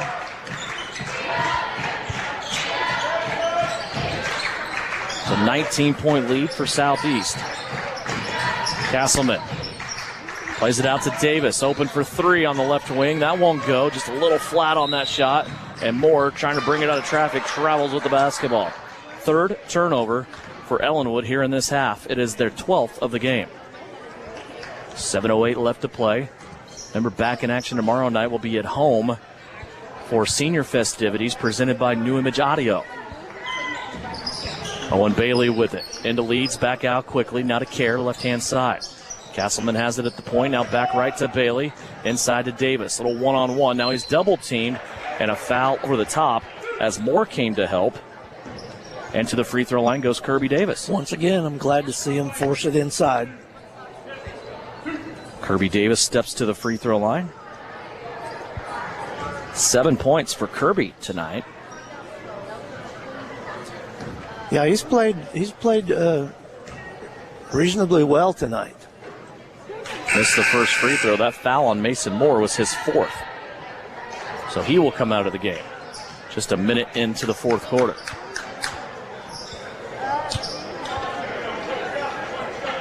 Everybody wearing purple, communicating about who they are guarding now with a new person into the game. Davis, second free throw. He missed them both. So Southeast 0 of 3 starting the fourth quarter here in the first minute from the free throw line. 5 of 11 now for the game. Ellinwood with it up top. Now they swing it to the right. Boy, Southeast just not giving any space defensively. No, Ellinwood's having a terrible time trying to get even a look at the bucket. They're switching, they're hedging, they're not leaving the door open at all here for these Eagles. Ellinwood finally gets it off the right-hand side of the floor now, comes over marginally to the left-hand side. Now they play it back to Hines up top. Now to Simpson. Simpson got hot there in the third. Scored the first 5 points of the quarter, but then Connor Castleman shut him down. There's a shot forced up by Alec Brock. Rebound by Daniel Kerr. Kerr, long pass up the floor to Owen Bailey. Bailey dribbles to the right, shoots the three, got it to go. That was more of a rhythm shot, I thought, by Owen. He's struggled in this game shooting, but he got his feet under him there and took a better shot. He didn't rush the shot. He looked at it, took his time, recoiled, shot the ball. 30-second timeout. We'll keep it right here. What do you got for me? Story time. Okay, so you look across the way where the entry is over there. And look back there to that little foundation up there, that we used to have a spotlight up there, and before the Chicago Bulls did the spotlight introductions, I did them at Ellinwood. We shut the lights out. We had our guys, we had a little thing down there, and our guys would be introduced and come running onto the court with a cheerleader in arm. And I did too. Now, I got to ask you, that doorway over there in the corner, did that used to go outside? No, well, it did, but the locker room was back to the right. Okay, I did see that door coming in. Yeah. Did you use the same music? Well, we sure did. Yes, okay. And our warm-up was Sweet Georgia Brown. Yeah, nice. Little Alan Parsons project and a little Sweet Georgia Brown. Love it. Yeah, such a cool building for you to come back to. I got here a little early, so I was looking at the pictures again out in the hallway. And they were all in black and white, weren't they? Most of them, yep. Out of the timeout here, Ellinwood with the basketball. They are working right-hand side again, near steal by Brenton Leeds. Got out of position there momentarily, but Simpson lost the basketball, but he got it back. Now Eagles, spin move inside. There's a shot put up. Kirby Davis there can't get a shot. Yeah, bother that shot a little bit and then also get the rebound. And it's one opportunity for Ellinwood to score, too. Southeast is doing a good job limiting those chances. Yes. I know that was one of your keys as we started this game. 45-23. Talk about a team that averaged almost 50 points a game. It's going to be a hard push to get to that point as Brenton Leeds scores inside. Brenton now with a half a dozen tonight. We thought he would be big in this game, but boy, he's had a lot of help. Yeah, he's had a lot of help because we're getting the ball inside to everybody. Mm-hmm. Our cutters are getting the ball. That's what you have to have. Ellinwood with it now. So we push towards the halfway mark of the fourth quarter. 4:39 left to play. Drive by Simpson, pulls up on the baseline, and he's able to score that. Landon Simpson with 14. First bucket of the quarter here for Ellinwood. Southeast went 3.5 minutes not allowing anything. Does he have all their points the second half? Yes, sir, he does. All 7 of them. Southeast. Everybody's walking the other way. The official pointed that way, but it's Ellinwood basketball. That's the first turnover for Southeast in the second half. 47-25. Kirby Davis, after the quick shot there by Ellinwood, has the basketball. Owen Bailey comes up the right-hand side of the floor. Skip pass back across, ends up with Jacobson on the opposite side. We have 4 minutes left to play. Brenton leads with it on a quick touch now to Davis. Davis gets to the free throw line, plays it out to Jacobson for 3. Off the heel, no good. Daniel Kerr with the rebound. Try to get it to Brenton Leeds. I'm not sure Brenton was ready. And the combination, that pass was just a little bit wide for him. Good thought there, though, by Daniel. Yeah, it was a good thought. That was Brenton. I think Brenton, he's taking that. He said, that's my bad. He should have been ready for that. He was probably thinking there's no way Daniel's going to get that rebound. I mean, that thing was behind the board and towards the baseline. Somehow Kerr did get it. 3:35 left to go. Well, this would be a big win here. Southeast can go ahead and clinch this thing out. It would be 3 victories in a row for Southeast of Saline for the first time this season, winning 3 in a row. And they're doing it at the right time, as you said, when there's a lot of weight right now on that sub-state standings. Yeah, this is an important game, as is tomorrow night's game. Foul here on Kirby Davis, playing defense for Southeast, is just his first. Again, nobody for Southeast has more than 2. Mason Moore is the only one with 3 or 4. He has 4 right now for Ellinwood. Simpson in the corner, 3-pointer up, no good. Fight for the rebound, won by Brenton Leeds.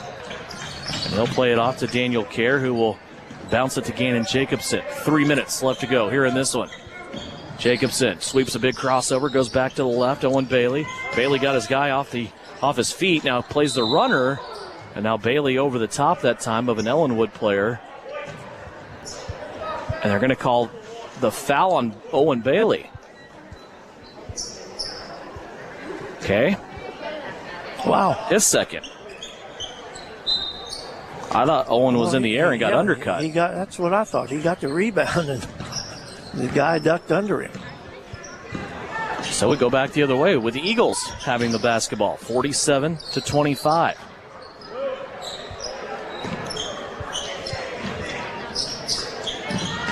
Still good defense here by Southeast. They're going to play it out. Simpson Little stutter step. Now he's going to go to the basket, pull up. Well, he's got a good shot, doesn't he? Yes, Off he the does. dribble. Good player. 16 for him. Every team's got him.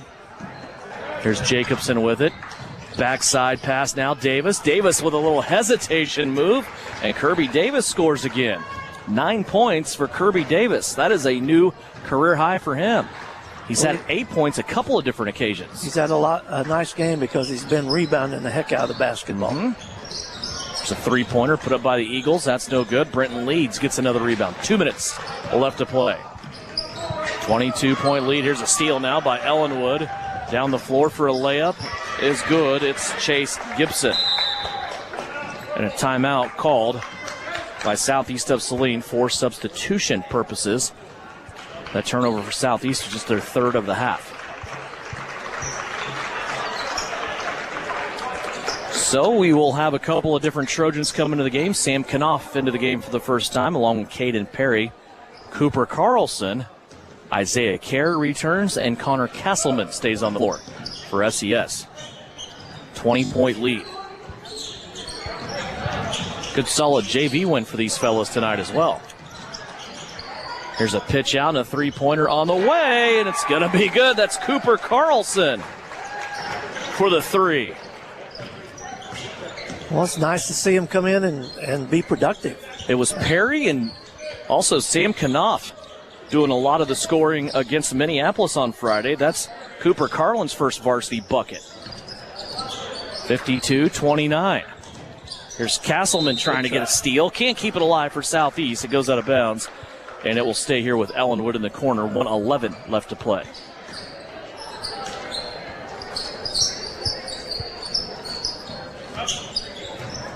Eagles on the left-hand side of their offense here.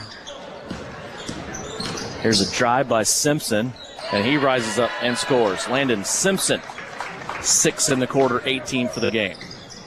52-31. Southeast now on their offensive end. Castleman had it stripped momentarily, but he gets it back. They play it around now. Knopf. Now Isaiah Kerr on the right-hand side. Back up to Castleman. He'll swing it around, back inside. Isaiah Kerr had a shot blocked, and Ellinwood will pull it away. But guess what they did? They went to the inside. Yep. 30 seconds left to go. Looks like Southeast is going to get their third win in a row here against a decent Ellinwood team. Came in 10 wins. They're 10-7. And now Southeast of Saline will move to 10-8, winning 3 in a row for the first time this season. Southeast will dribble it out. Ellinwood is happy with that, and Southeast will notch a 52-31 victory here at Ellinwood High School. When we come back, we'll talk about a victory for the Trojans on the Commercial Tire postgame report. We'll go over final scoring for you. We'll also have a Vernon Jewelers Gym of the Game. It's coming up when we come back. 52-31 our score. Southeast of Saline wins it here on the road on KINA.